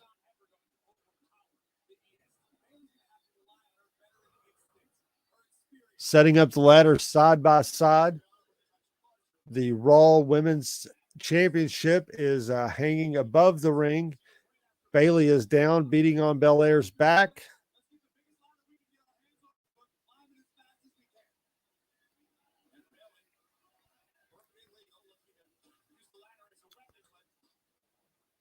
So now they're tug of warring over the ladder.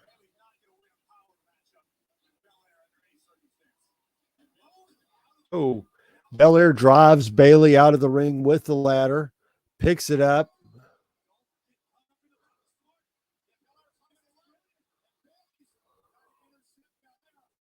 Bel-Air halfway up the ladder before Bayley gets her back down. Bayley now throws her out of the ring. Bel-Air pulling Bayley out of the ring as well.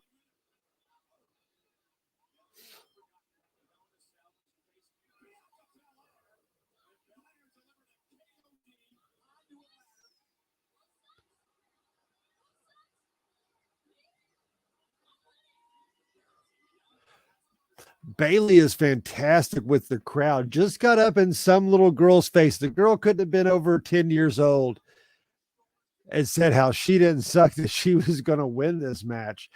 She is an absolute great follow on Twitter as well. Calls out people for their signs when they try to throw support her way. Truly lives in kayfabe. Bayley does. She does not break her character. She is MJF as a heel. She is a female MJF and lives her gimmick during and off air. When she's a heel and she's on her social media, she's a heel as well on there, which is how it should be. Bayley is one of the best in the business about that, and the comparison with her to being a female MJF is really spot on, I think. So far, I'm enjoying this match better than I have the last two. It's not living up to the first match. However, it is going very well. So I'm excited to see how this one's going to wrap up. All right, Bel-Air taking the ring down, the larger ladder down. Getting ready to slam Bayley on top of the ladder. Carefully places Bayley on the top of the ladder. Bel-Air springboard off the top, backflip, splash onto the ladder. Bayley does a great job selling.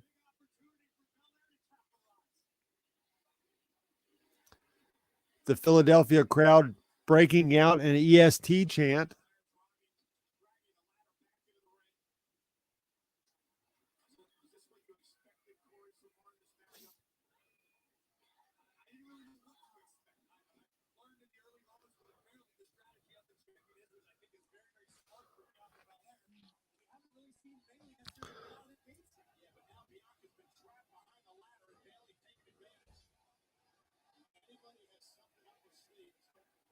So the crowd is absolutely split right now.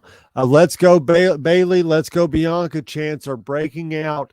The crowd is on their feet. This is the first time they've been on their feet since the Brawling Brutes and Imperium match to open up the show.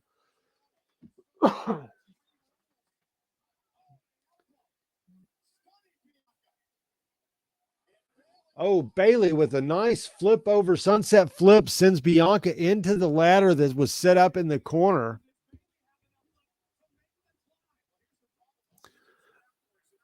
Ladders are down. Michael Cole's pointing it out.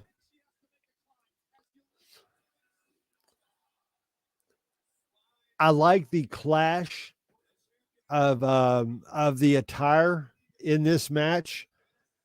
It makes me think that they probably spoke with each other before the match, because I'm sure Bayley's psychology is on a whole nother level. But to have the red and black up against the blue and the white and the gold that Bel-Air is wearing, and Bayley in the black and the red, more of the heelish look to it.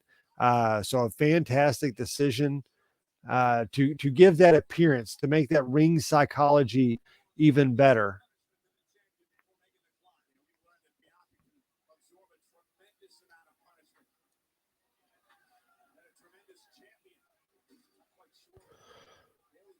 So we also got the WWE Supercard. We have the watch party for Extreme Rules going on. fantastic idea. If you don't have WWE Supercard, it is definitely something I would recommend downloading. It's a fun game I've played for several years now. It's something you can pick up off and on. If you do pick it up, you can always join the Powerbomb Nation group and play along with us. All right, again, both women on the outside of the ring. Bayley is knocking a ladder over, knocks a sign out of a little girl's hand at ringside. And she was very, very excited to have her sign knocked down, which was fantastic. Bayley is a great heel.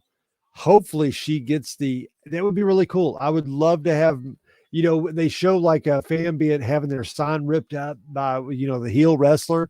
And I always thought it would be so cool to have that done, to have your sign jerked out of your hand and ripped up by a wrestler. Oh, she's got the sign and she's going to use it and hit Bel-Air with it. Oh, nope, she does not. She just throws it right back down. Bayley on the apron. She has the ladder stretch from, Bayley missed with the elbow. Bianca sold that she got hit, but Bayley missed. She had the ladder going from the steel stairs to the barricade. Bianca laid across it. She ran off the apron to deliver an elbow. Bel-Air, oh, no, she got her, but it does look like she might have hit her arm a little awkwardly. Hopefully that does not result in a bigger injury. Bayley is breaking the supports of the ladder now. Bel-Air comes up with double axe handle.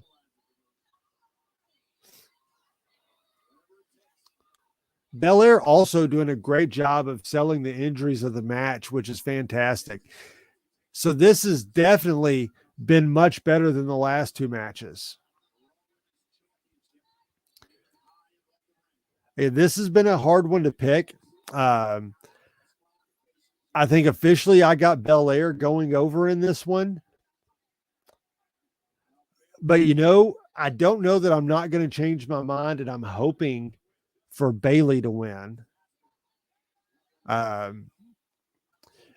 You could capitalize on Bayley's return and her faction if she has the Raw Women's title, because Bel-Air could always win it back before WrestleMania, so they can set up for that match at WrestleMania with her and Charlotte Flair. We got several ladders at ringside. A couple in the ring, but no reason to set in the one that's already there. Go out and get one that's not already set up in the ring. So the crowd is a lot of the crowd is on their feet at this point in this match.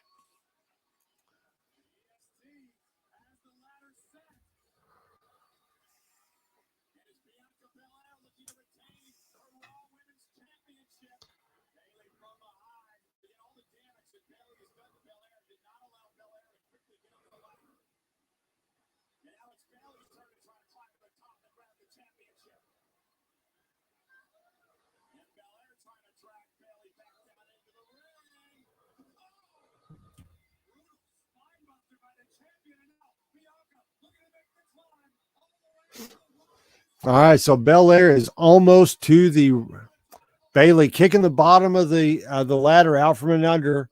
Bel-Air has rolled out to the ring. The ref's outside checking on her.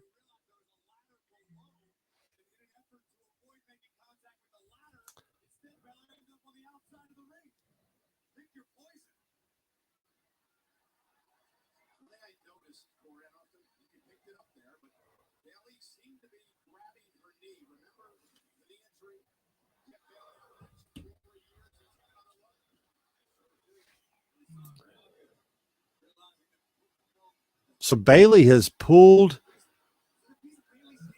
the side off of her knee brace.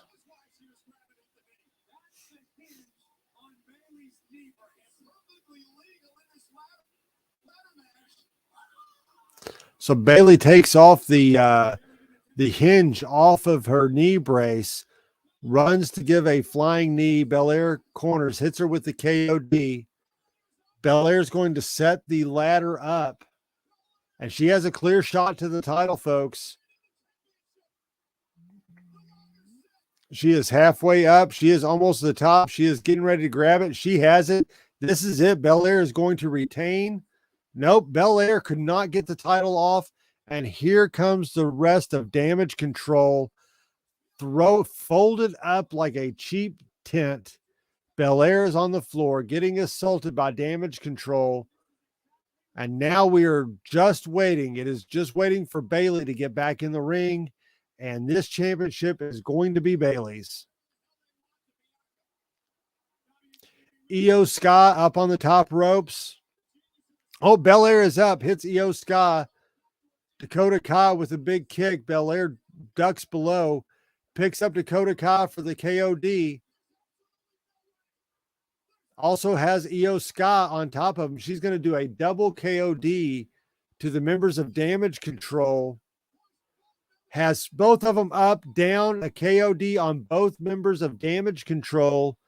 She is going to set the ladder back up, but that has to be too much time. She's getting the one that has not been up already. Bayley with the ladder hits her in the back.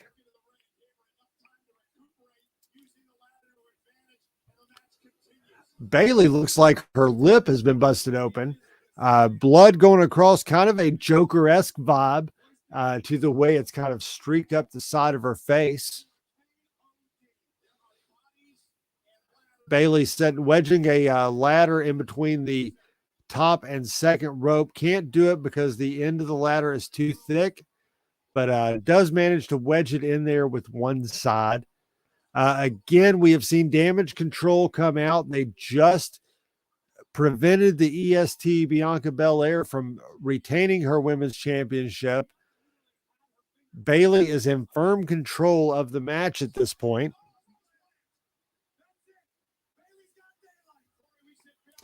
Bayley has got the ladder set up.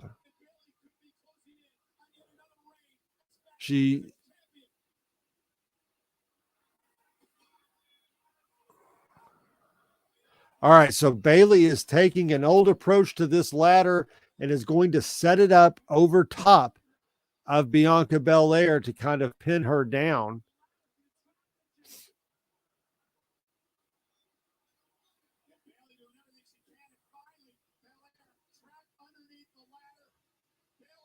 So now Bayley has the ladder set up on top of Belair, pinning her down. But this could be a show of strength. So Belair is going to bench press the ladder up. Bayley is on the opposite side if you're not watching. Now she has dropped down. So she dropped down and hangs herself on the top rope. So both women are down in the ring. A little bit sloppy. Bayley trying not to take that huge bump. I get that huge bump to the outside.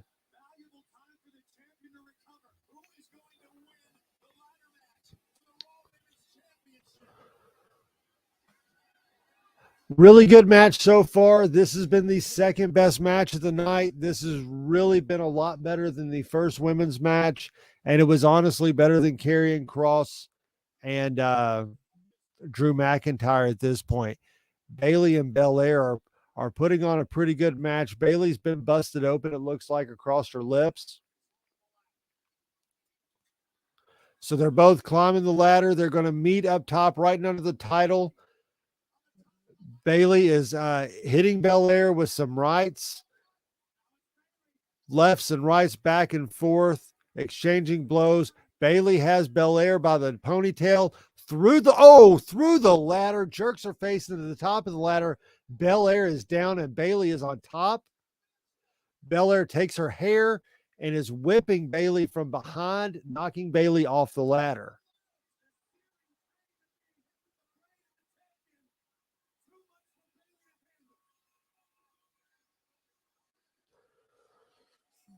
That's got to hurt. Belair's hair has to hurt where it's braided up like that and she just lays into. I would think that might hurt worse than the strap that was used in the Karrion Kross match earlier. Bianca going for the KOD, but she doesn't realize Bayley has a ladder in her hands. And we're going to get a KOD. They're trying to squeeze through the ladders. That ain't happening. KOD on top of a ladder that Bayley was holding. Bel-Air is going up to the top. I don't see no stop now. The crowd is on their feet. Bel-Air has the title. And the EST of the WWE retains. Bianca Belair is still your Raw Women's Champion.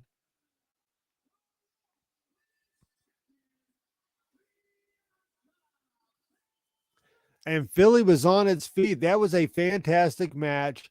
Got the crowd back into it. Let's hope that they can hold this momentum through the rest of the show.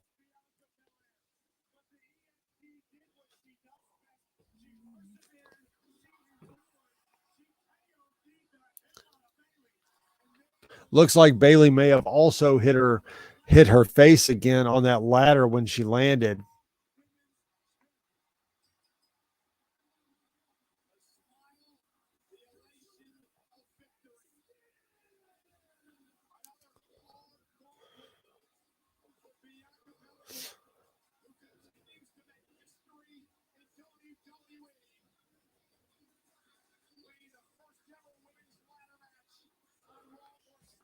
All right, so still celebrating on top of the ladder.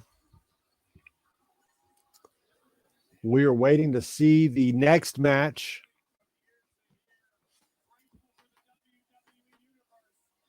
So Damage Control on the outside. Bel-Air celebrating at the top of ladder.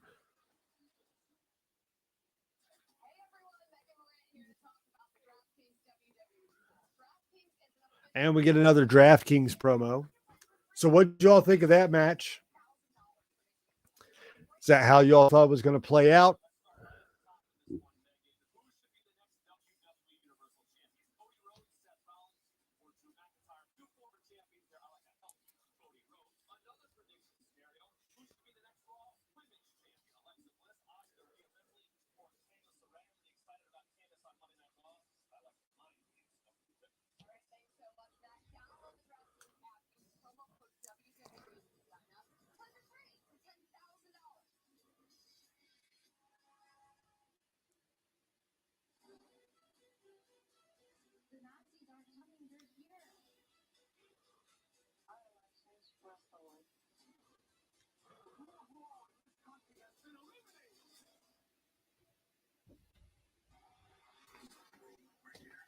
All right, so we're still getting some Peacock promotions going on right now, waiting to find out what the next match is going to be.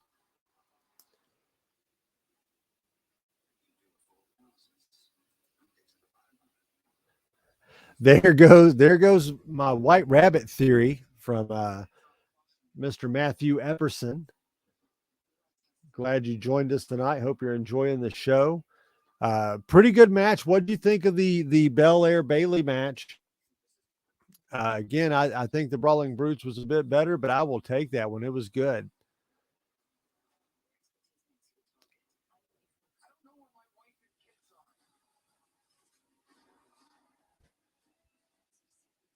So we will see what's going to headline the show. We got a few more matches. We're gonna definitely have the Rollins and Riddle match. Then you got Edge versus Finn Balor still to come. And I know there's something else. That might be it. We have those two. It is going on 9:52 here, so we got roughly an hour left. So the two matches I thought could be the potential main event are the two left. Matt has no complaints so far other than Liv Morgan losing her belt.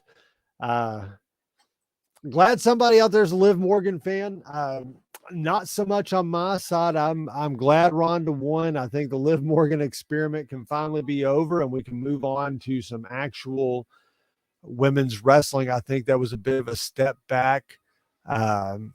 Nothing wrong with Liv Morgan. I guess just not my cup of tea. Especially in that match when they beat each other with baseball bats and didn't really have any. There was not a lot of selling going on.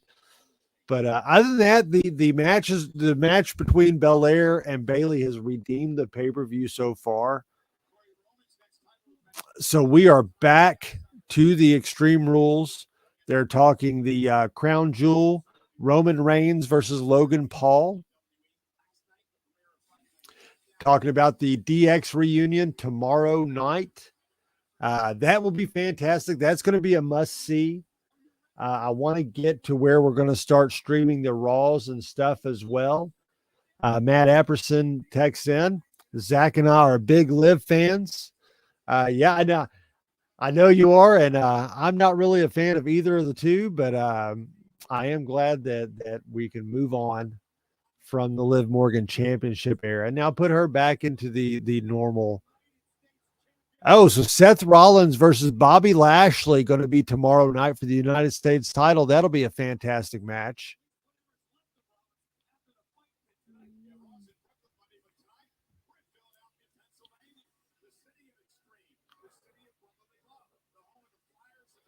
So let's see if we get another backstage segment with the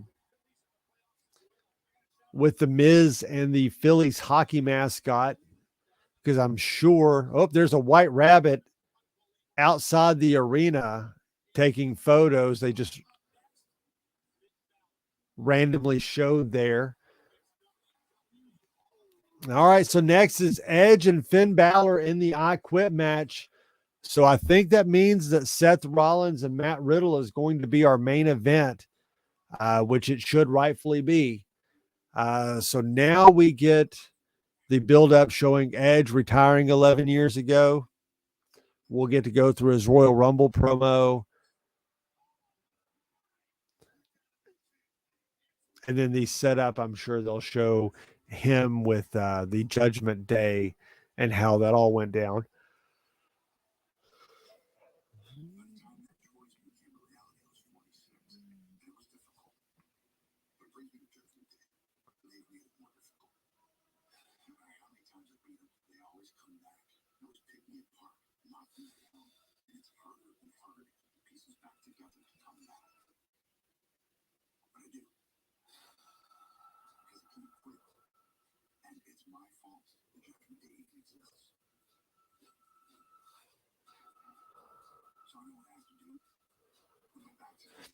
Wish they wouldn't have cut that so short. Edge leading the Judgment Day gave it so much more of a legit feel to it. And I want to like the Judgment Day. I really like Damian Priest and Rhea Ripley. I want to like Finn Balor. And I really like Dominic. And I think Dominic is the perfect person to put in this group with these folks. But to me, it would have been so much stronger if we still had Edge leading the group. That being said, if they flip this around to where Rhea Ripley is really kind of the leader of the group and maybe the manager of the guys, I think that could work, but I still think we need another member, and I don't think it's AJ Styles. But I like it being a young group, Finn Balor being one veteran. I would love to see another member, because it would make for an interesting story when the power struggle eventually happens within the Judgment Day, because there is no true leader. You could have the faction of Dominic and Rhea Ripley kind of going against Damian Priest and then Finn Balor, and it could be a great blow-up match. Dead Zone Citizen giving us a little rock and roll sign there. Thank you for stopping in and hanging out with us tonight. Matt Apperson just had a terrible thought. What if we have Wyatt come back and attack Riddle so they can lead into another Randy versus Wyatt feud? I don't hate that idea. That's actually a pretty good idea. I would be okay with that. I would like RK Bro to get another chance to go, and I would love to see Randy Orton back in the ring. Some of the things I've heard mean that it might not happen, but good idea, Matt. I'm in on that. Let's have him return, and that's the reason Seth Rollins wins.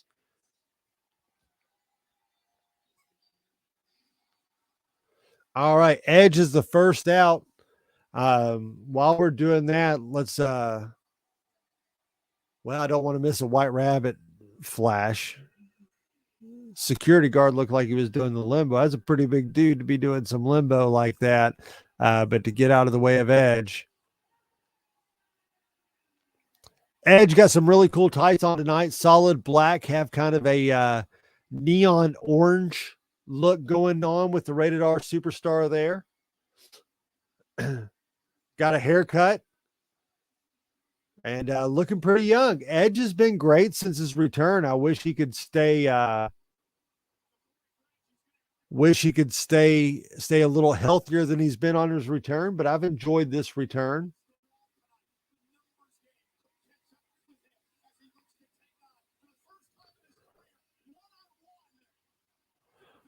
Edge and Finn Balor, this should be a great match. Hopefully it keeps up the pace that Bayley and Bel-Air were able to set.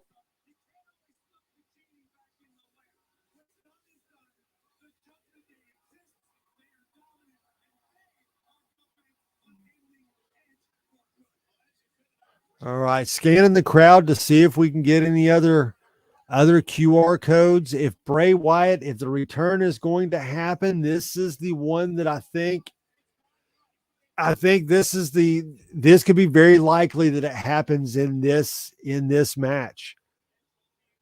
And maybe Bray Wyatt comes back and attacks Edge.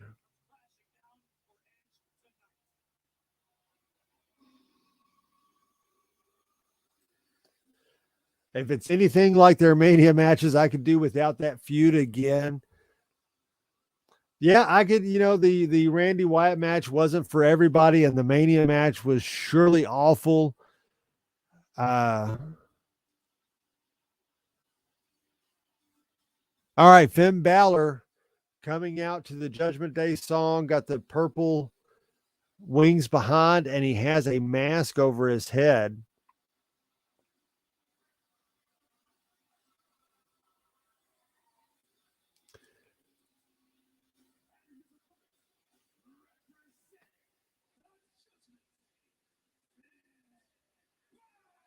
Very interesting mask Balor has on his face, kind of covered in spikes.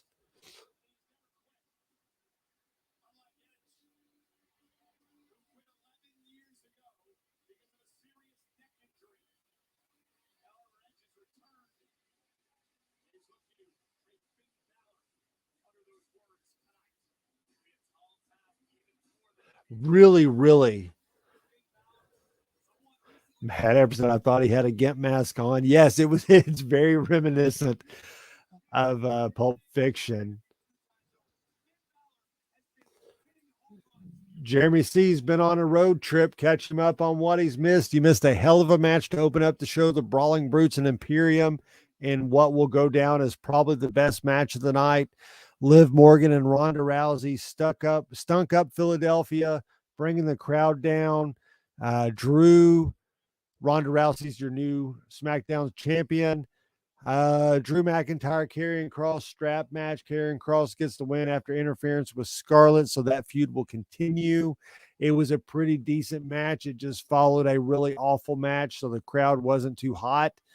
Then that was followed by the first ever women's championship ladder match between Bayley and Bianca Belair, which turned out to be tremendous.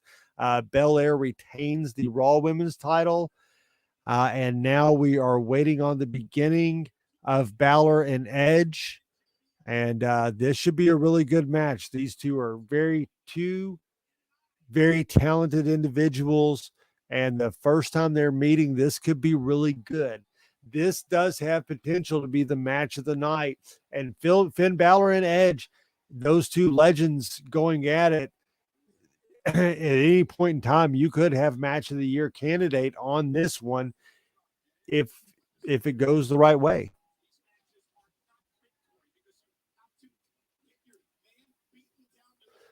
Strange looking sign out in the crowd.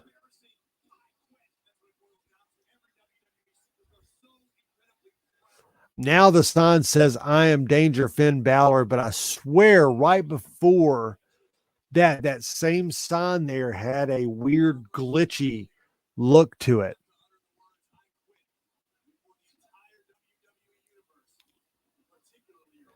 It's the way that the angle of what they have going over the top. It must be like a laminated sign. Looking for any white rabbit clue we can look for at this point. We've gotten it was filled in the pre-show.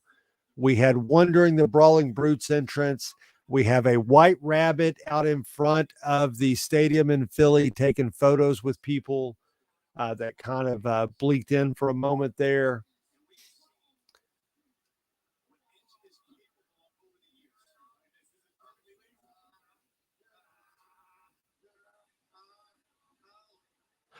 Been a long time since I've seen a good old-fashioned I Quit match.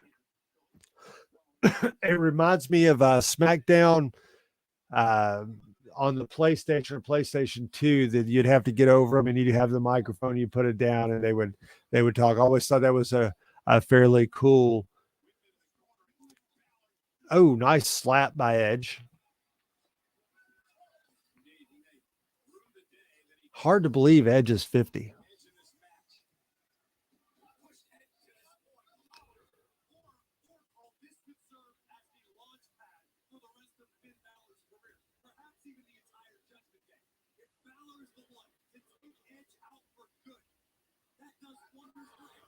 Opening up our watch party pack from WWE Supercard.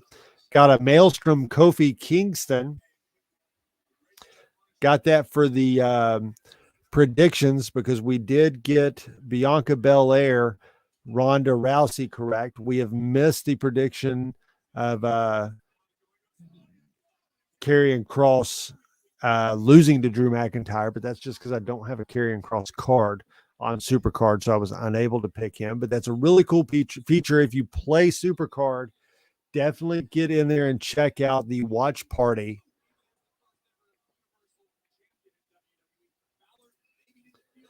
Big Easy's House of Pops. Bet this one will go into the stadium and we will see a code there somewhere.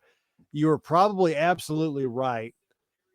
I would be very shocked if this match doesn't go into the fans.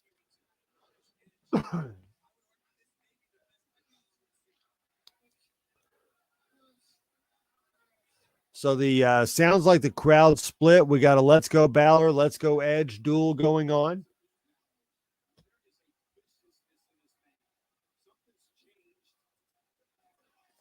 I heard a theory that the White Rabbit would be Charlotte, or Charlotte would be the White Rabbit. Glad it looks like that it's not. Yeah, I would think the crowd would be very disappointed if the White Rabbit turns out to be anyone other than Bray Wyatt at this point, especially after yesterday.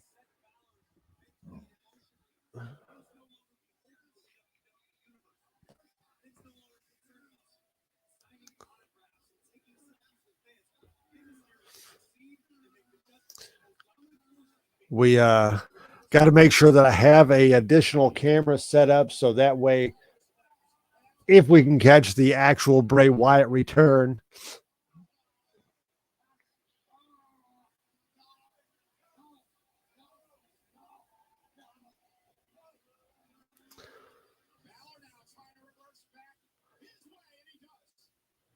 Couple reversals of the figure four there. If you've ever been locked in one of those things and been in it upside down, you know that thing hurts like a mofo.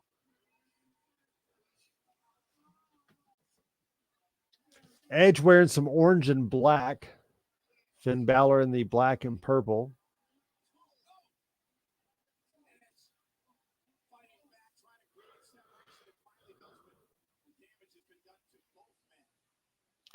You know, interesting thing too to keep in mind.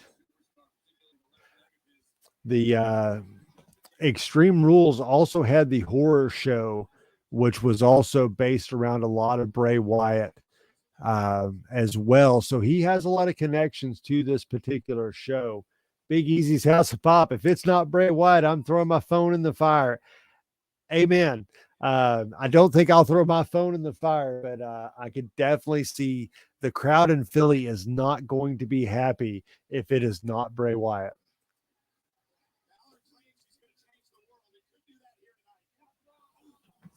She Paul's point. Put her in her bed. Okay, she in there. Okay, are you all right? All right, so the White Rabbit is all elaborate promo for another Playboy Bunny Lumberjill match, only this time in Saudi because progress. I know Saudi's had a lot of progress, but I don't think that's one of the progresses they've had. But let's really hope that we never get the pudding and the lumberjills and all that stuff back again.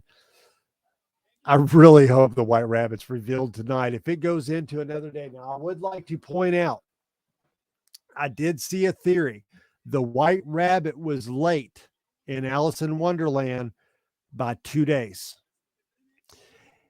If we only get a small promo to end this show and he debuts on Monday Night Raw, I would not be surprised because in Alice in Wonderland, the White Rabbit was late by 2 days.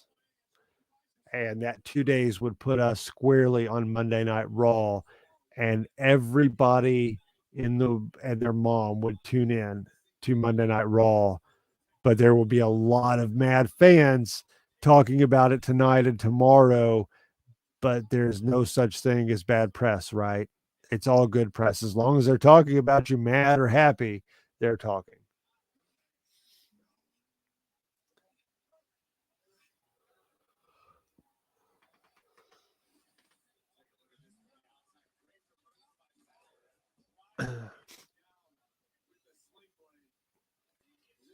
Nice sling blade from Finn Balor to Edge. Through the barricade. All right.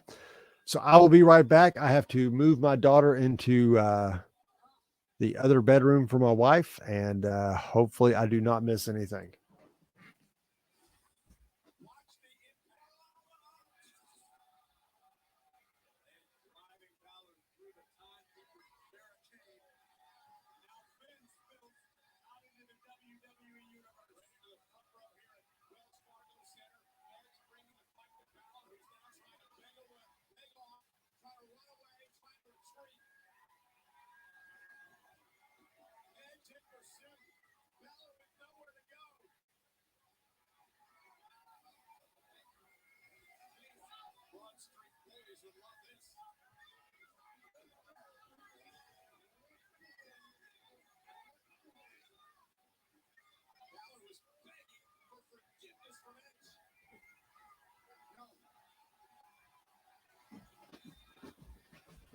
Okay, so we are out in the arena. Let's look for some QR codes. Some White Rabbit clues could be incoming. It absolutely would not be smart to do that in Philly. Mr. Crispers, Big E says, come visit Crispy. Howdy, peoples. Good to see you. Mr. Crispers, glad you could join us tonight. Thank you for tuning in to the Powerbomb Nation. Looking around, I don't see anything yet. Oh, hockey stick.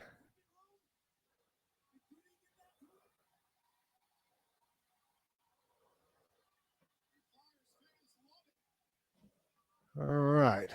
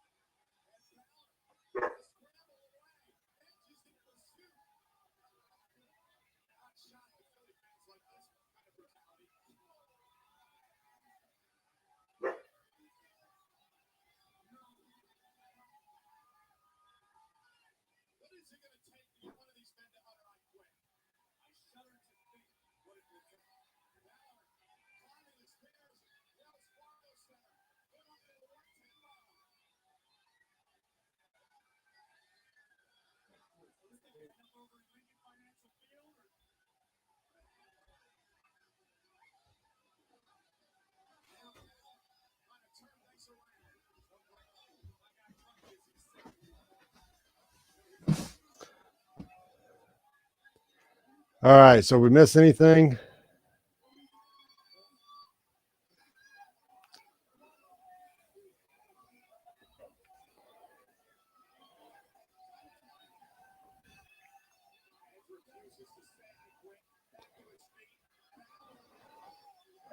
Oh, wow.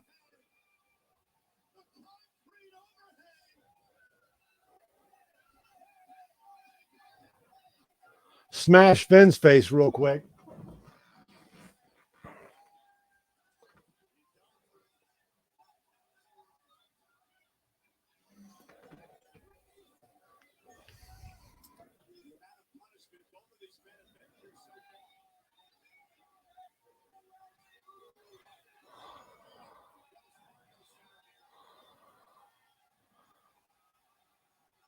Crowd on their feet for Edge.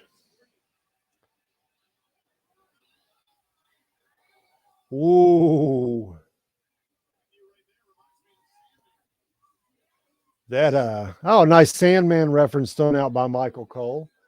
Don't hear that too often anymore.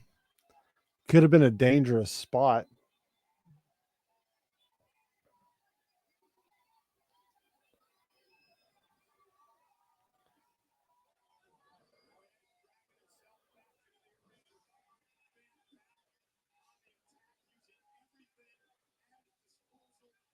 You know, that's super dangerous fighting on those stairs like that. You know, every arena in the world, those stairs are notoriously steep and not very wide. So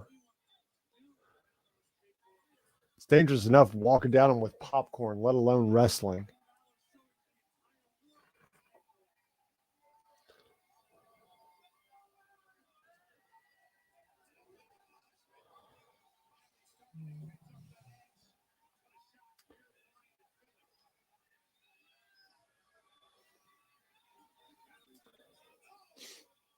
So let me in sign. 3 matches out into the crowd so far tonight.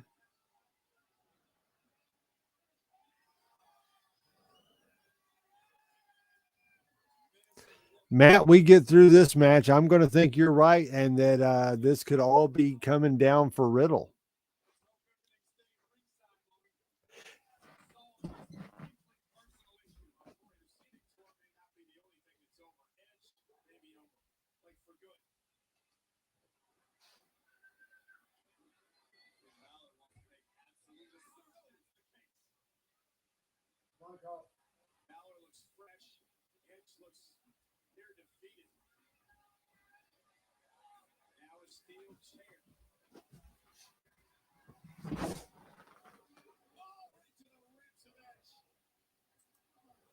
Glad I'm watching this instead of the UK game. Yeah, I don't know what the score or anything of the UK game is. I hope they're winning, but from that sound, I don't think so.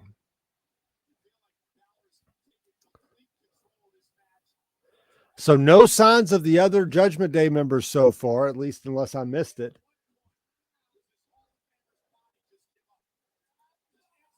Matt says I'm right. My predictions at least once a decade. Well, this could wrap you up, and you won't have to worry about it for 9 more years.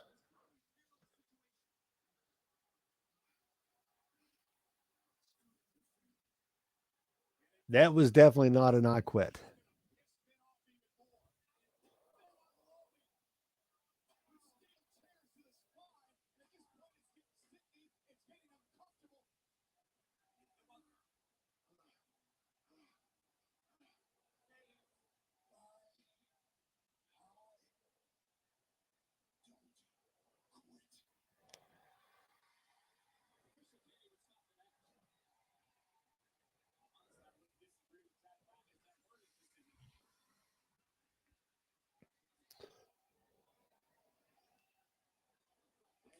So there is a white rabbit sitting above the rafters, above one of the WWE logos on the banner that goes across the top of the arena, the electronic banner that goes all the way around.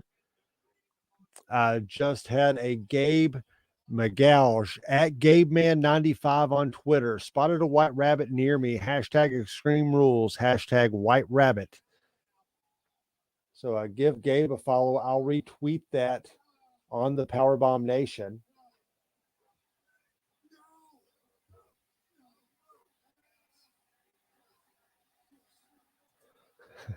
That is quite the conundrum. Wants to unsub because I see Broncos stuff, but wants to resub because of Stay Puffed. Well, my friend, you should always stay puffed. So keep subscribed. Hang out with the Powerbomb Nation. But we do support the Broncos here. Who's your team?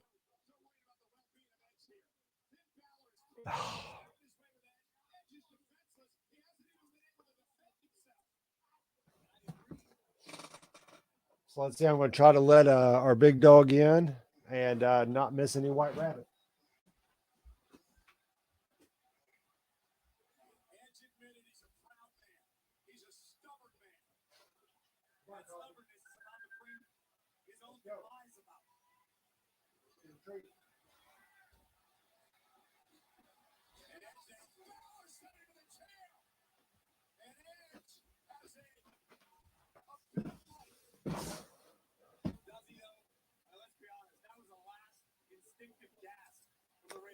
Hey, thanks, Mr. Crispers. We appreciate it.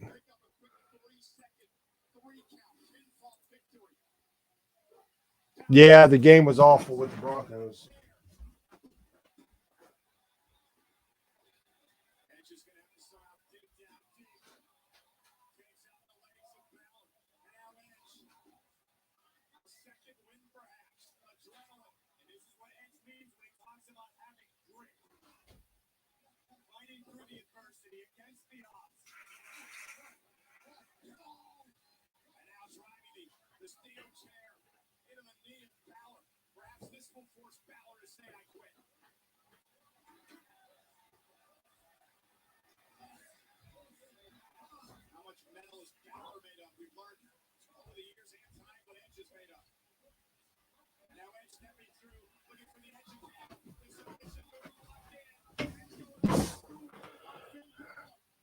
All right, 247.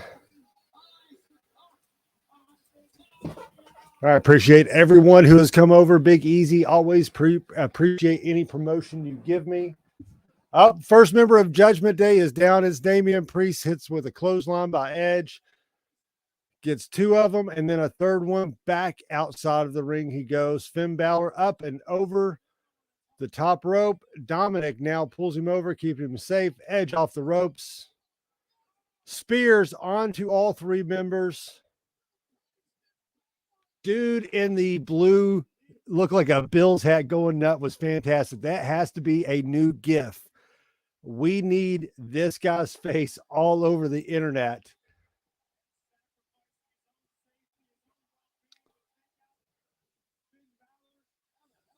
We have to get that in meme form.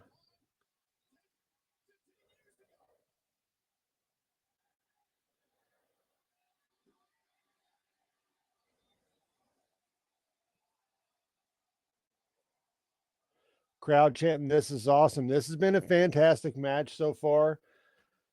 So far the event's been pretty good. Two bad matches. Everything else has lived up to expectations, but nothing has touched the top. Rhea Ripley handcuffing Edge to the ropes. And there you go. There's the difference maker right there.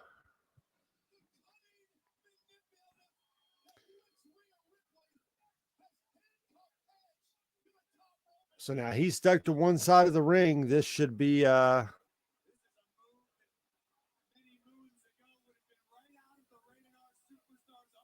10:23. We should start seeing the wrap up of this match very soon. All three members of Judgment Day are there.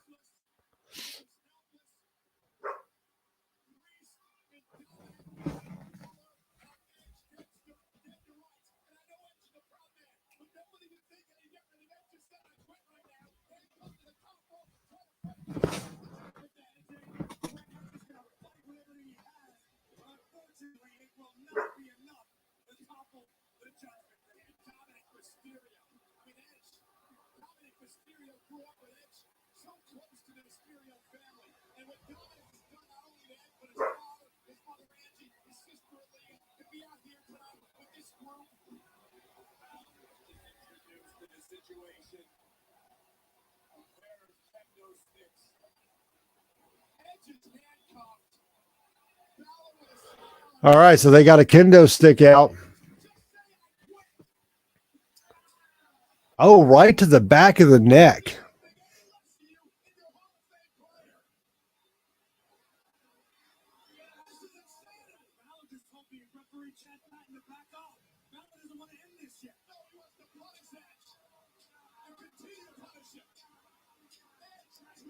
Seven hits with the kendo stick.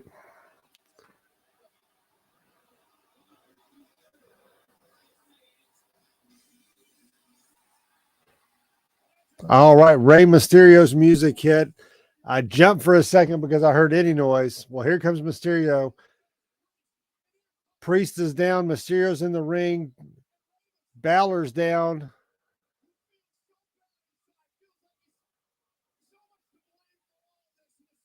Dominic, of course, outside of the ring. 619 to Damian Priest. Dominic takes out his dad, clocks him off the ring apron, pulling some real heat for the first time.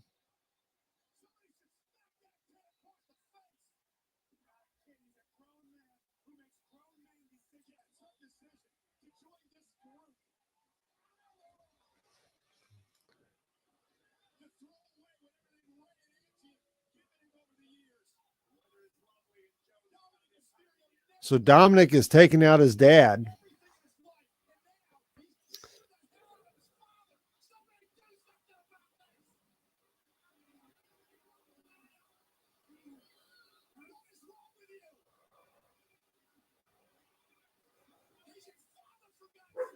Michael Cole is absolutely losing it.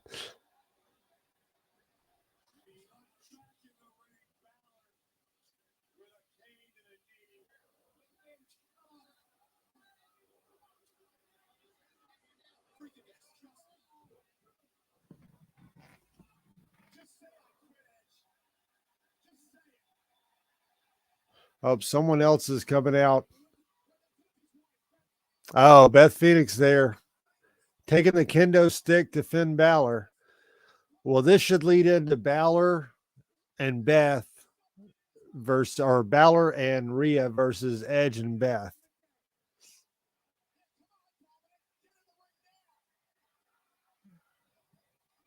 Oh, Beth has no problem taking out Dominic. That was clear. And Rhea Ripley is in the ring facing off with the Glamazon Beth Phoenix. This is the match you didn't know you needed, folks, is right here. Let's elevate Rhea Ripley with a legend.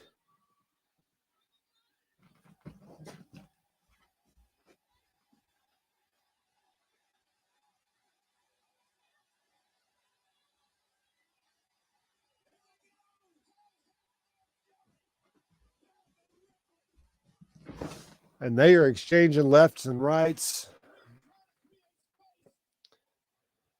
I would be all right with getting Ray and Edge versus Judgment Day and then getting a singles match with Rhea and Beth.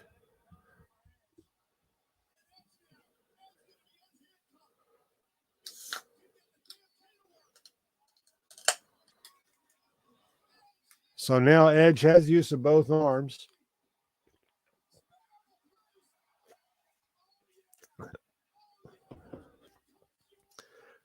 Damian Priest is down.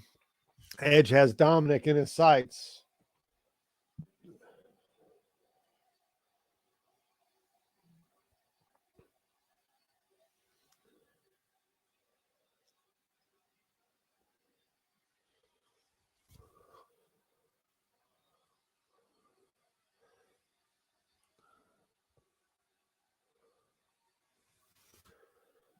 I think the crowd is cheering for Dominic to get his ass kicked.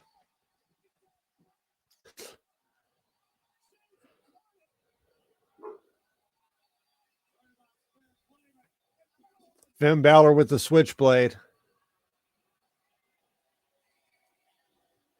Fightful Wrestling reporting that Michael Cole is great. LOL. Nice spear by Edge. Rosenberg from Hot 97. Cole is the GOAT. Michael Cole getting a lot of praise tonight on commentary, and I have to agree. I think he's done a fantastic job. He's been a much different man without Vince in his ear. Edge with another spear. Balor is down. This has to be it.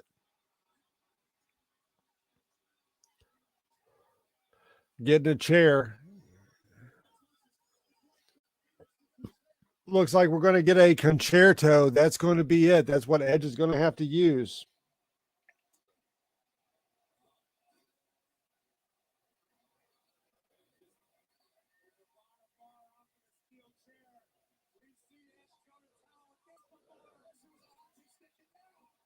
Oh, Rhea Ripley takes Beth out. That gets Edge to release the hold. Damian Priest in.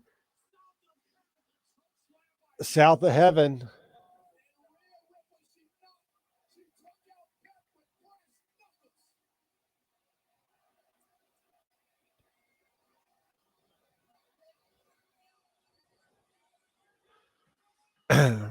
Peter Rosenberg also tweeted out, I want a full Rhea Beth program. I agree with that. That would be a fantastic women's battle that we could have that wouldn't involve any title. Coup de grace. A third one coming up as the Judgment Day holds Edge down. Edge has to quit. It's time, right?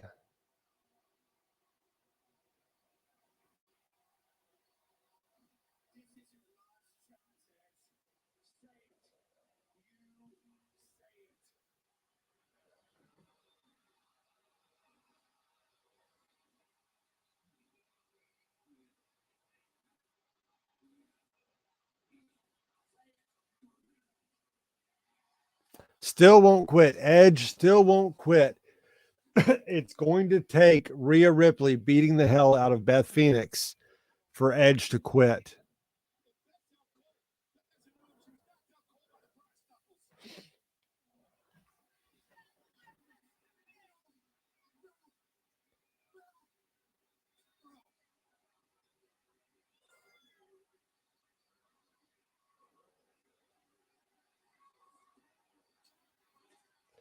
Rhea Ripley going out there, going to find a chair. This is going to end in a concerto, but it's going to be to Beth.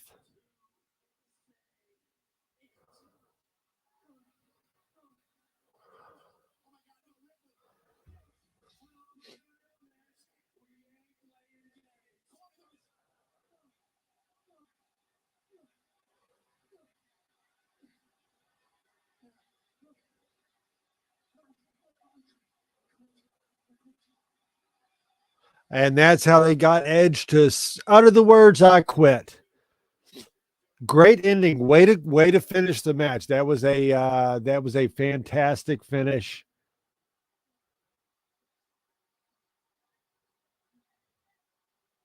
Great finish. The crowd in Philly is booing. The energy is there.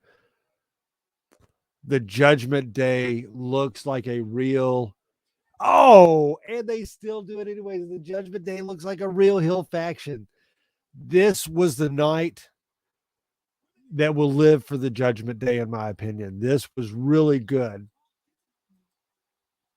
Matt Epperson, Simon Miller called it.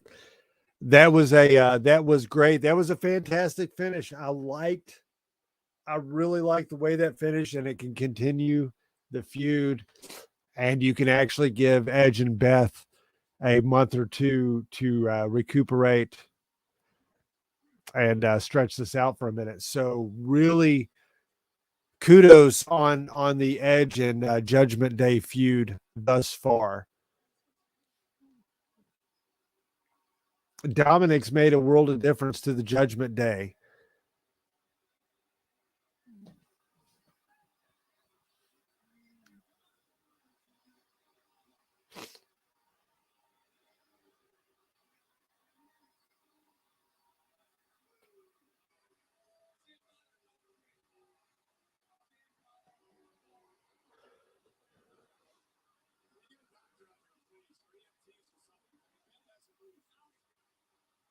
So Finn Balor's mask looked a lot like Beth Phoenix's jacket.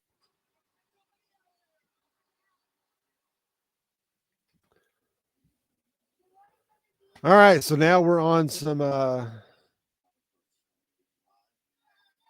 advertisements for Peacock, and we've got a breaking news tweet from the Iron Sheik. Toronto Blue Jays, what the bleep? The Ray Charles play better than you today. So I'm assuming the Toronto Blue Jays did not win their game one, and sounds like the Iron Sheik is quite upset.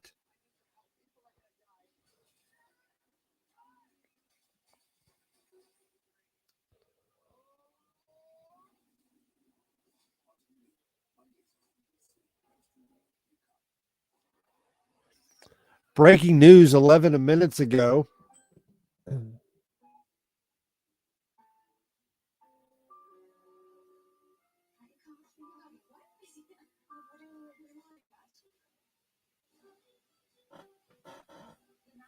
Oh, never mind. Fake tweet. Thought they had announced John Moxley and Nick Gage.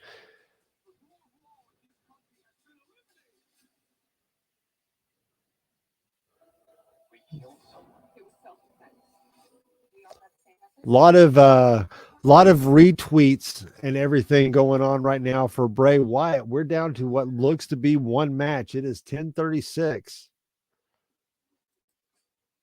Matt Epperson calling it right now. Next, it will be Edge, Ray, and Beth versus Finn, Dominic, and Rhea, with Judgment Day winning because they won't fight his son. That's probably fairly accurate. This will probably stretch out to maybe Survivor Series. They could also pick up another member, and we could get a Survivor Series match out of that. And that would be a big win for Dominic, man, if he could come out being the sole survivor, or him, or maybe even the whole group of Judgment Day just dominating. But I like that idea, Matt. I like it a little better if we move it to Survivor Series and find another member, another feuding member for each team to take it under their wings. But yeah, definitely got possibility of a 6-person there, or even an 8-person feud going on.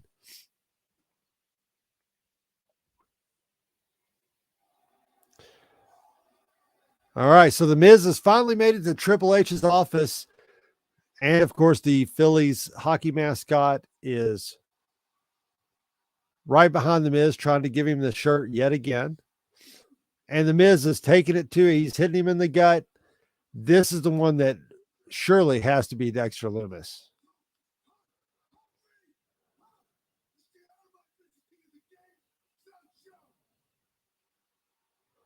Such an asshole. The Miz is such an asshole. Dope. Dexter Lumis is right behind the Miz.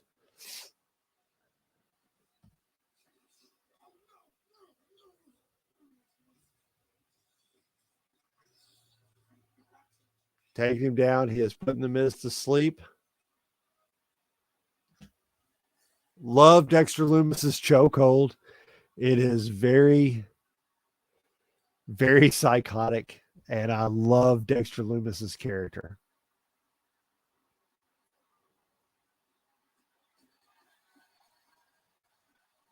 Dexter helps up the Phillies mascot, and he kicks the Miz in the stomach. And Gritty and Dexter leave the arena.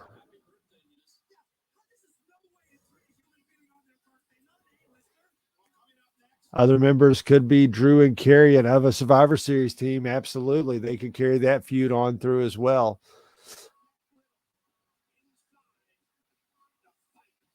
So here we go. Lead up to Riddle and Rollins.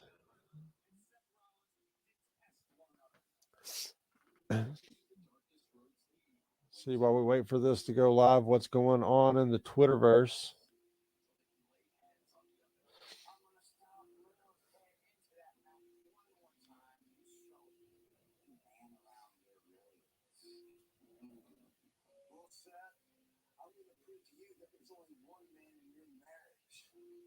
That's Becky, bro. And clear. We good? Yeah. Good. No real. You still there? Yeah, I'm still here. Talk about my family. Let's talk about your family. Oh, wait, you ain't got me because your wife divorced you and took your kids. And I don't want to see your bitch ass anymore, huh? What did you just say? You heard me. Where are you, bitch? Where are you? I'm here. You know, they did a great job blurring the lines on the Rollins and Riddle's program. It's been really, really good. Real personal too. You know, it always makes a nice a nice touch to it when they can get in real personal with some real life shit going on.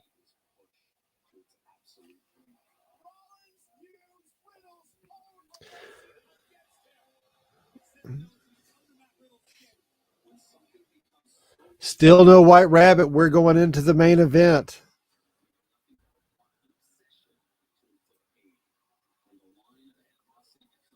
Matt, it's really making me think that you're right, that maybe he's coming out and it's going to be maybe taking out Matt Riddle.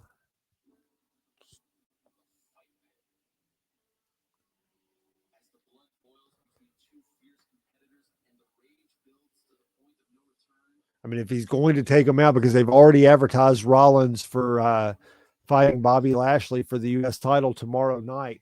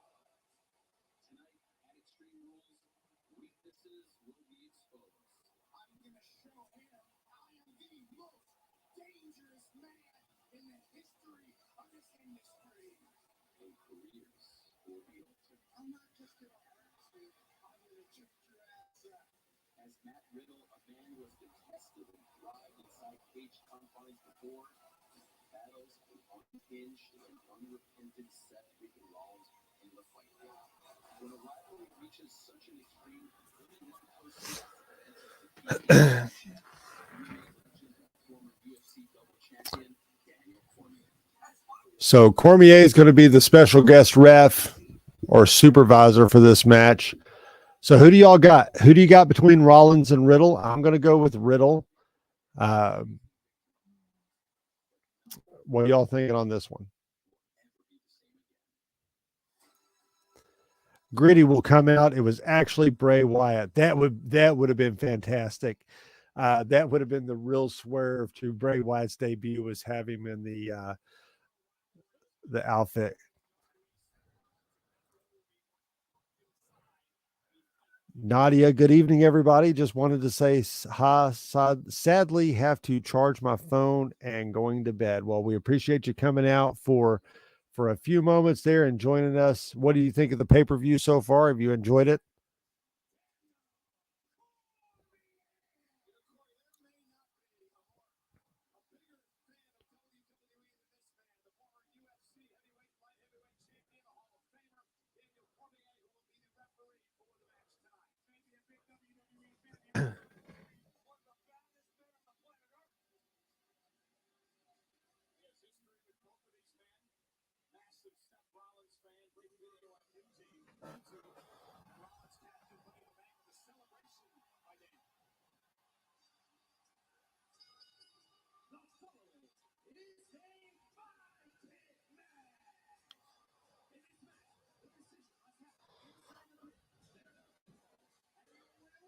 All right, so Matt Riddle is on his way to ringside.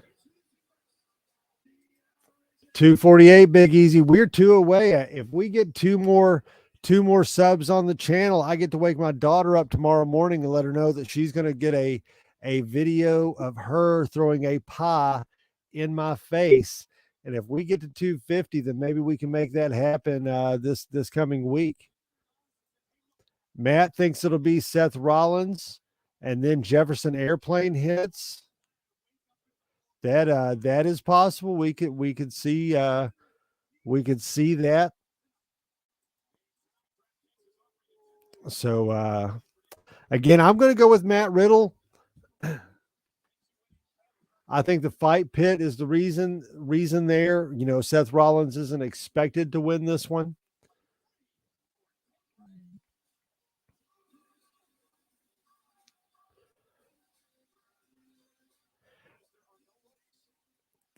You know, and it would kind of make sense.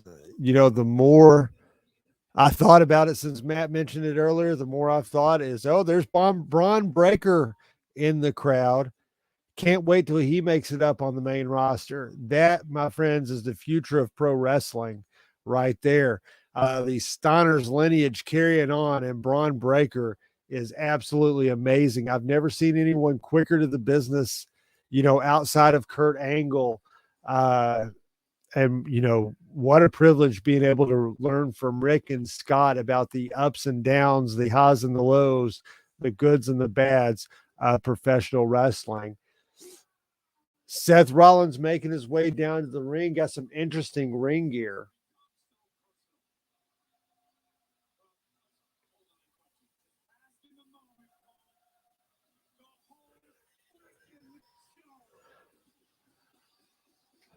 Nice call by Corey Graves there, right as he did the RVD, the whole freaking show.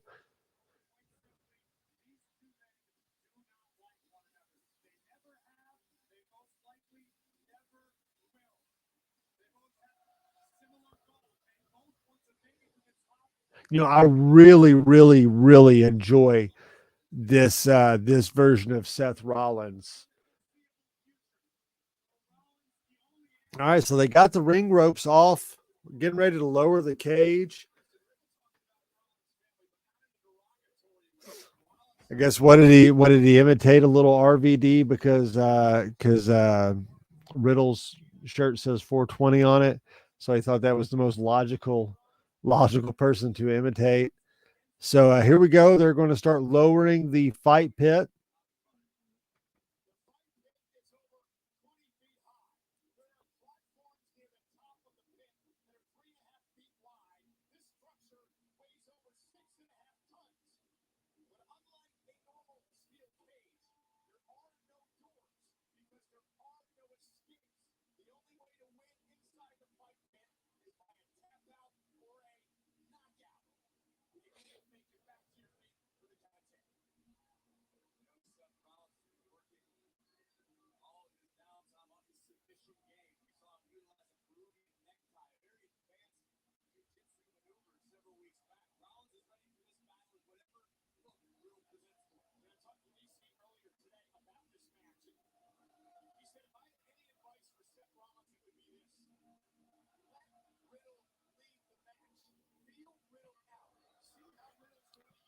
Seth still conducting the crowd.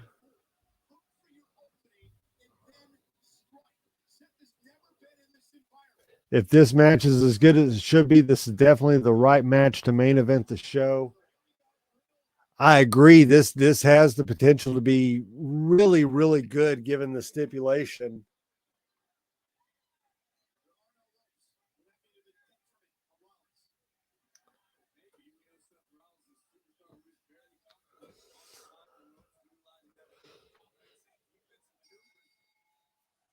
All right, so the bell is rung. The main event's underway.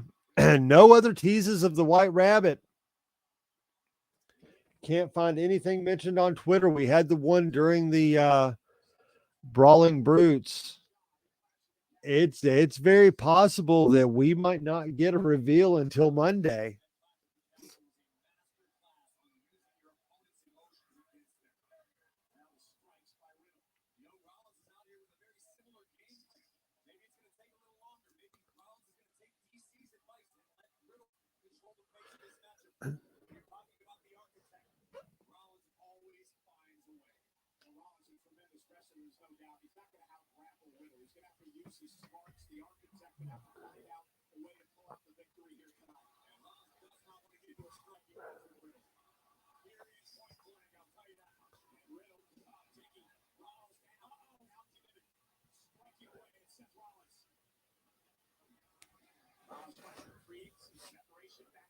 Rollins has to stay on his feet in this match.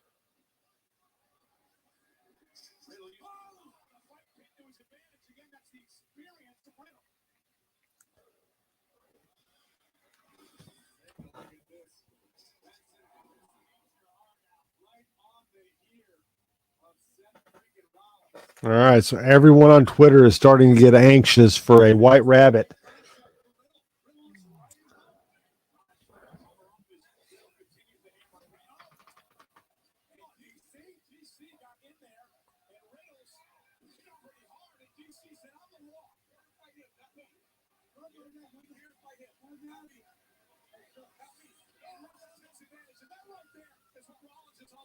He saw the opening, he seized the moment. Riddle got a bit overzealous. He struck the official. Daniel said on the wall, and Rollins took advantage of that slight distraction. One of many reasons why Rollins is one of, if not the best WWE superstar in recent memory. Rollins is so complete, so advanced. Whatever your game plan is, Rollins can flip it and use it against you. Crowd in Philly firmly behind Rollins.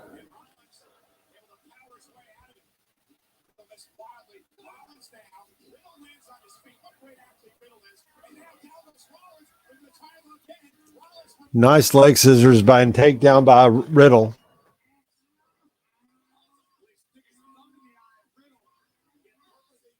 Seth Rollins always got to be taking out somebody's eyeball. Silly Rollins.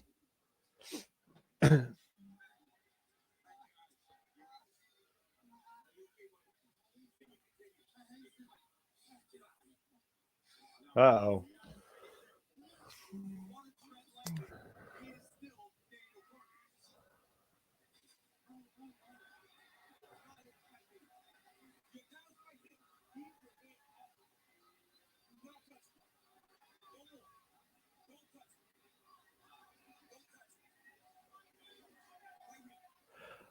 Got some "We Want Wyatt" chants breaking out in the crowd.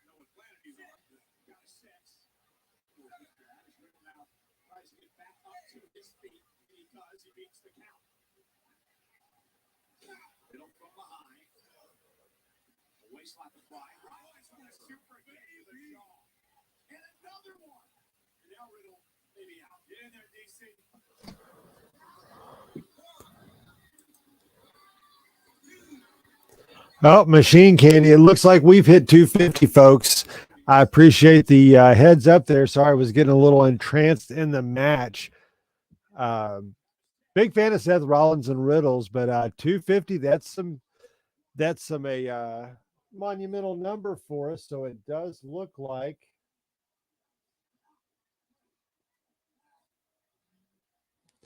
that being the case, we will be doing a pie video this week. So stay tuned for that. Make sure you hit the notification bell, and you'll get to see my daughter throw a big old pie in my face. Should be a fantastic time. I don't know why I agreed to that. But anyways, so they're going back and forth in the ring. Another good contrast on tights.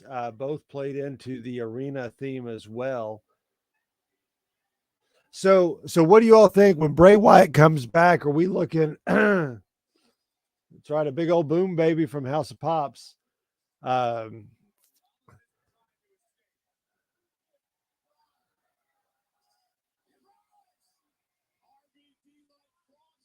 That was nothing like RVD.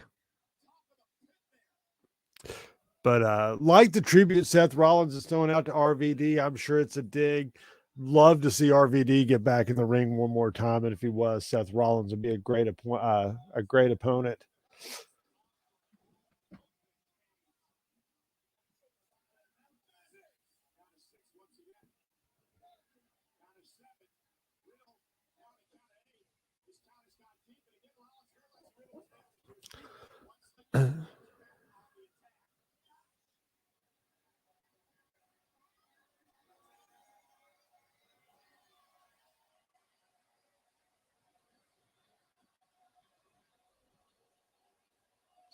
Seth Rollins conducting the crowd. Half the crowd's with him, half the crowd's against him.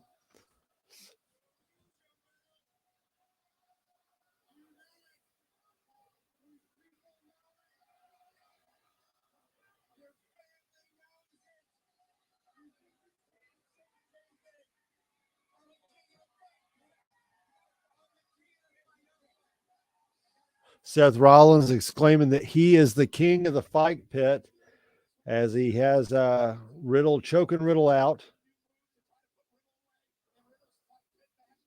Oh, nice flip by Rollins. RKO out of nowhere. Rollins is down. Riddle's down as well. But Riddle hits the RKO on Rollins.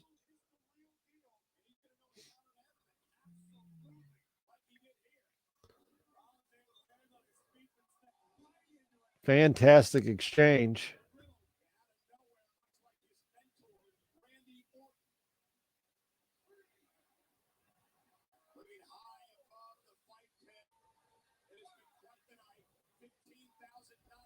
You know, it'd be really cool if the banners that go around the top with electronics went out, but there was a white rabbit that was chasing around the top and kind of went like full circle around the arena. That's saying if we even get the debut, I'm assuming we're going to. But it is 10:57.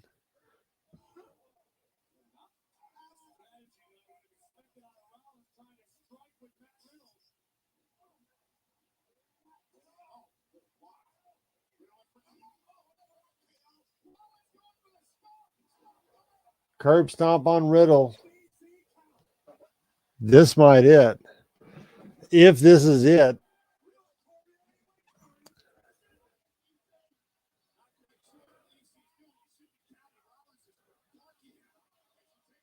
Michael Cole's done a fantastic job tonight. I know we talked about that a little bit earlier, but I'd like to just reiterate that Michael Cole has been really fantastic ever since he's gotten Vince out of his ear.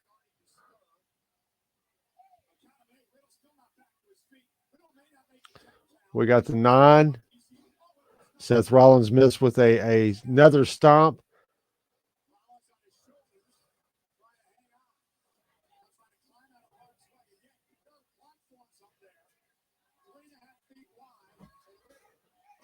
So Rollins is on top of the platform there.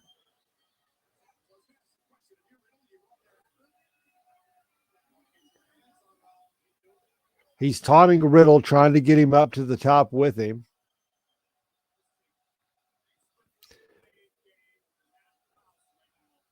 Conducting the crowd.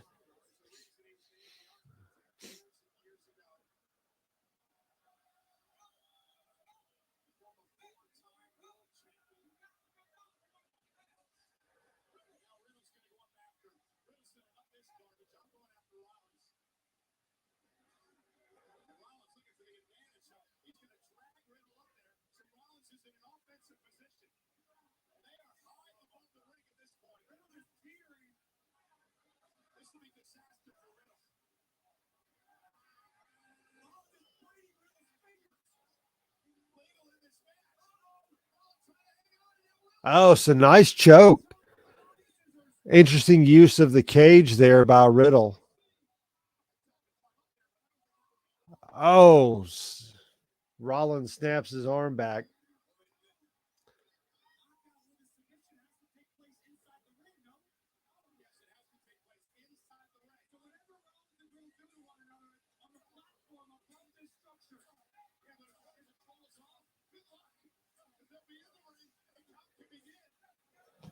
That's interesting. So the count can't happen on the upper level of the platform. It must happen in the ring itself.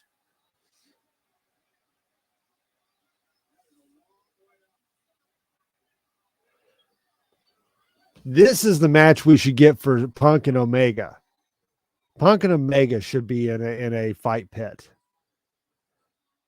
Or maybe Ace Steel and Omega can be in a bite pit.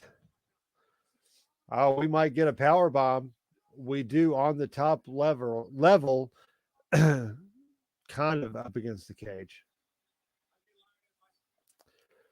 So it is 11 o'clock.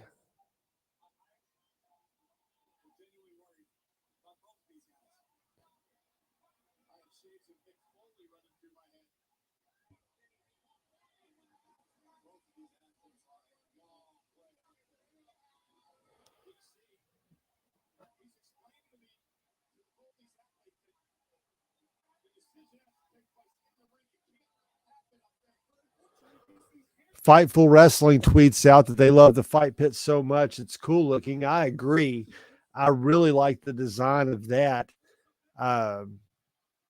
This is something I could stand to see a little more of. Because I like the idea of having the platform. Oh, Pedigree on the top. Is he going to roll him off to the ring?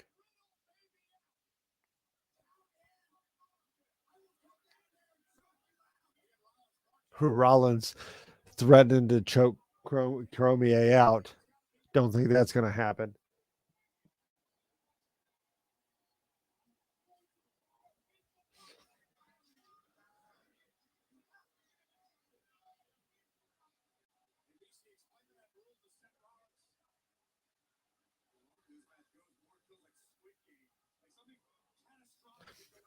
You know, all the characters, they line up to various characters in Alice in Wonderland. You know, you could kind of push Riddle to the caterpillar that was smoking the hookah in the beginning. So Rollins is down in the ring.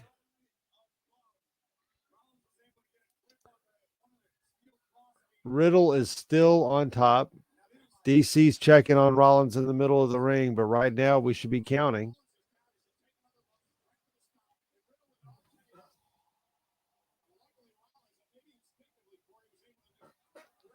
I think Philly might have been the wrong place to tease all these returns if we're not actually going to get it.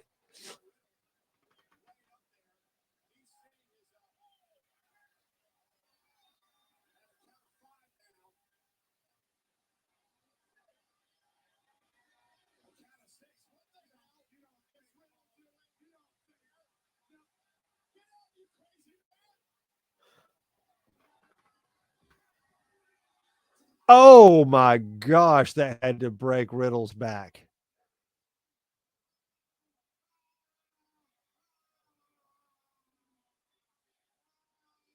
And a holy shit chant breaks out. And I think that's right because I think Matt Riddle just snapped his back. The replay on that. Let's see how he lands.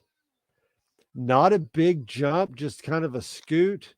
He lands, and he really lands his ass end, hits the ring pretty hard.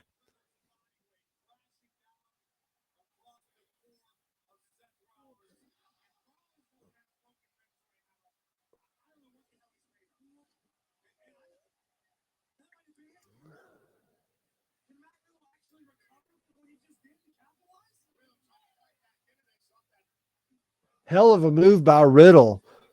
I've seen some crazy things off the top ropes, and that was definitely a unique approach to coming off the top like that, especially off the top of a cage.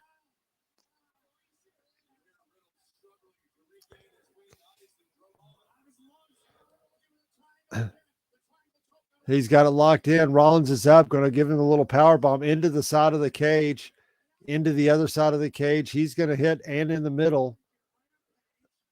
Picks him up again for a second. Riddle won't let go. He still has the triangle hold in.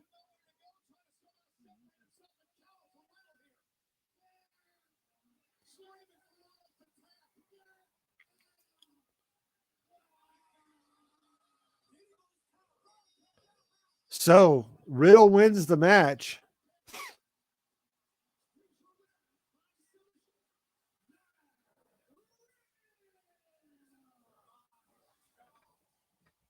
Matt Riddle looks like he really hurt himself.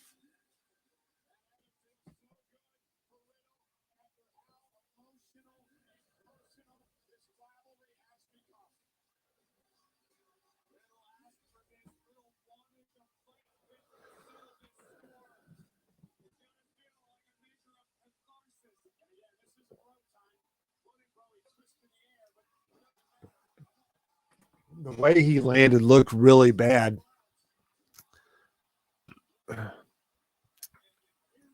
looking back on that last replay, it doesn't look like he hit as hard as I initially thought he did.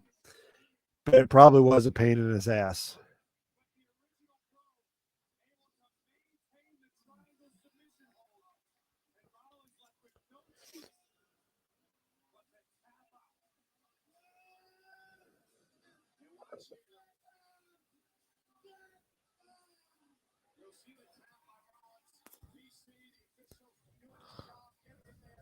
What if they do a feed my head after the event's off the air so only the people in Philadelphia are going to get it?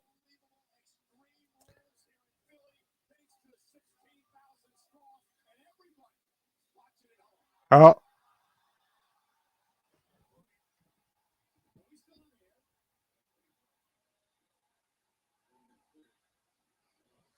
All right, here we go. The lights just went out.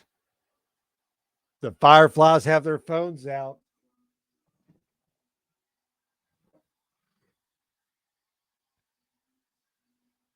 He's got the whole world in his hands.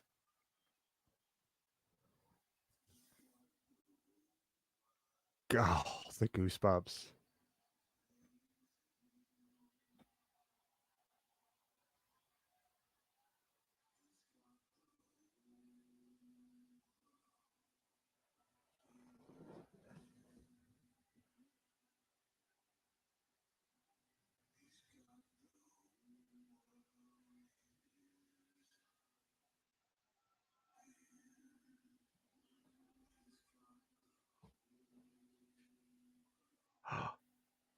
There's Husky or Huskus.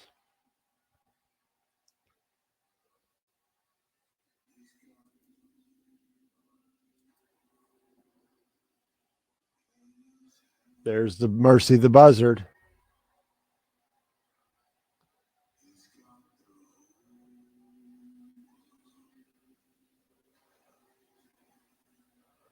Ramblin' Rabbit.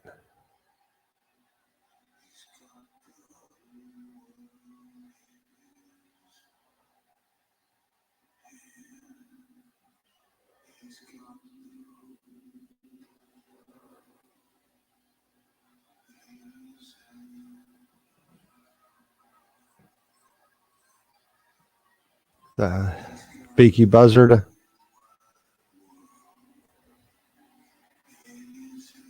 The fuck was that last one? Oh shit. The Burnt Fiend mask. The Burnt Fiend mask laying on the announce table.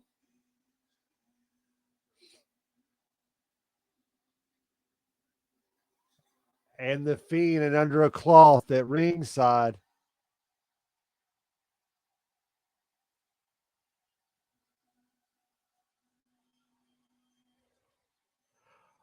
Oh, there's a door.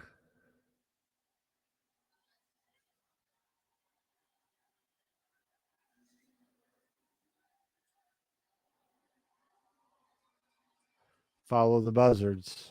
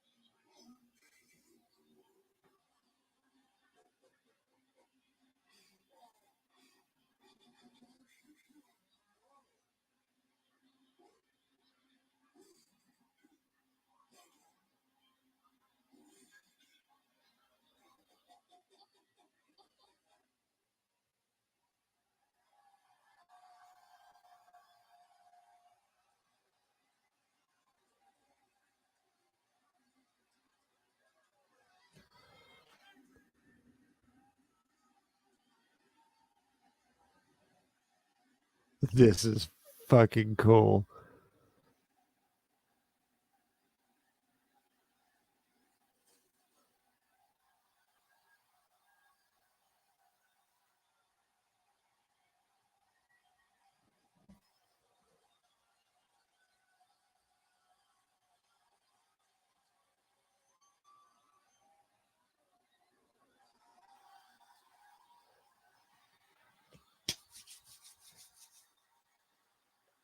It's the lantern. Someone has a lantern coming through the door.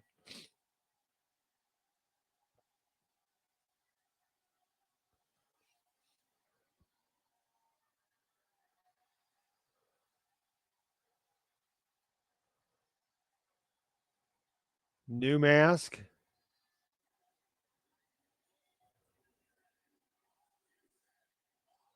Holy shit chant breaking out.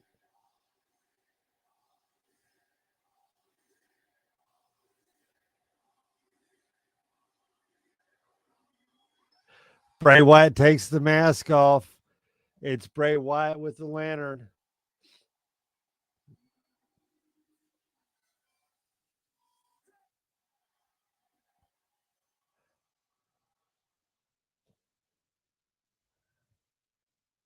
And that's the program, ladies and gentlemen.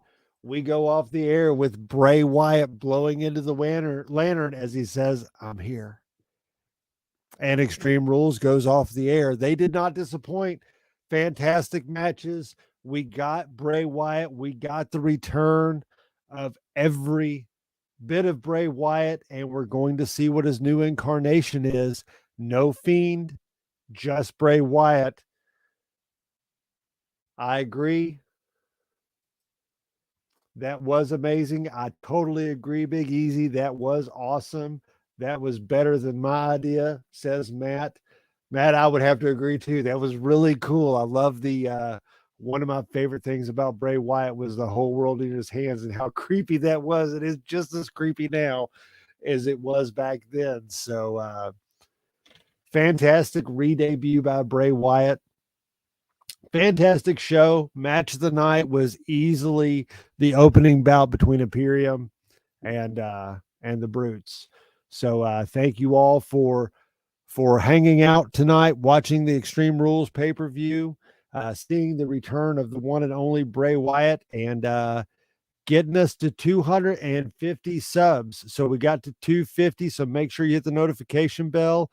There will be a pie going in my face, and there will be no phone going into the fire at the House of Pops with Big Easy, since we did get the return of Bray Wyatt, even though I was super scared as that logo flashed on the screen that we weren't getting it, and in fantastic form too. So we'll find out. I guess we're going to find out who killed the world.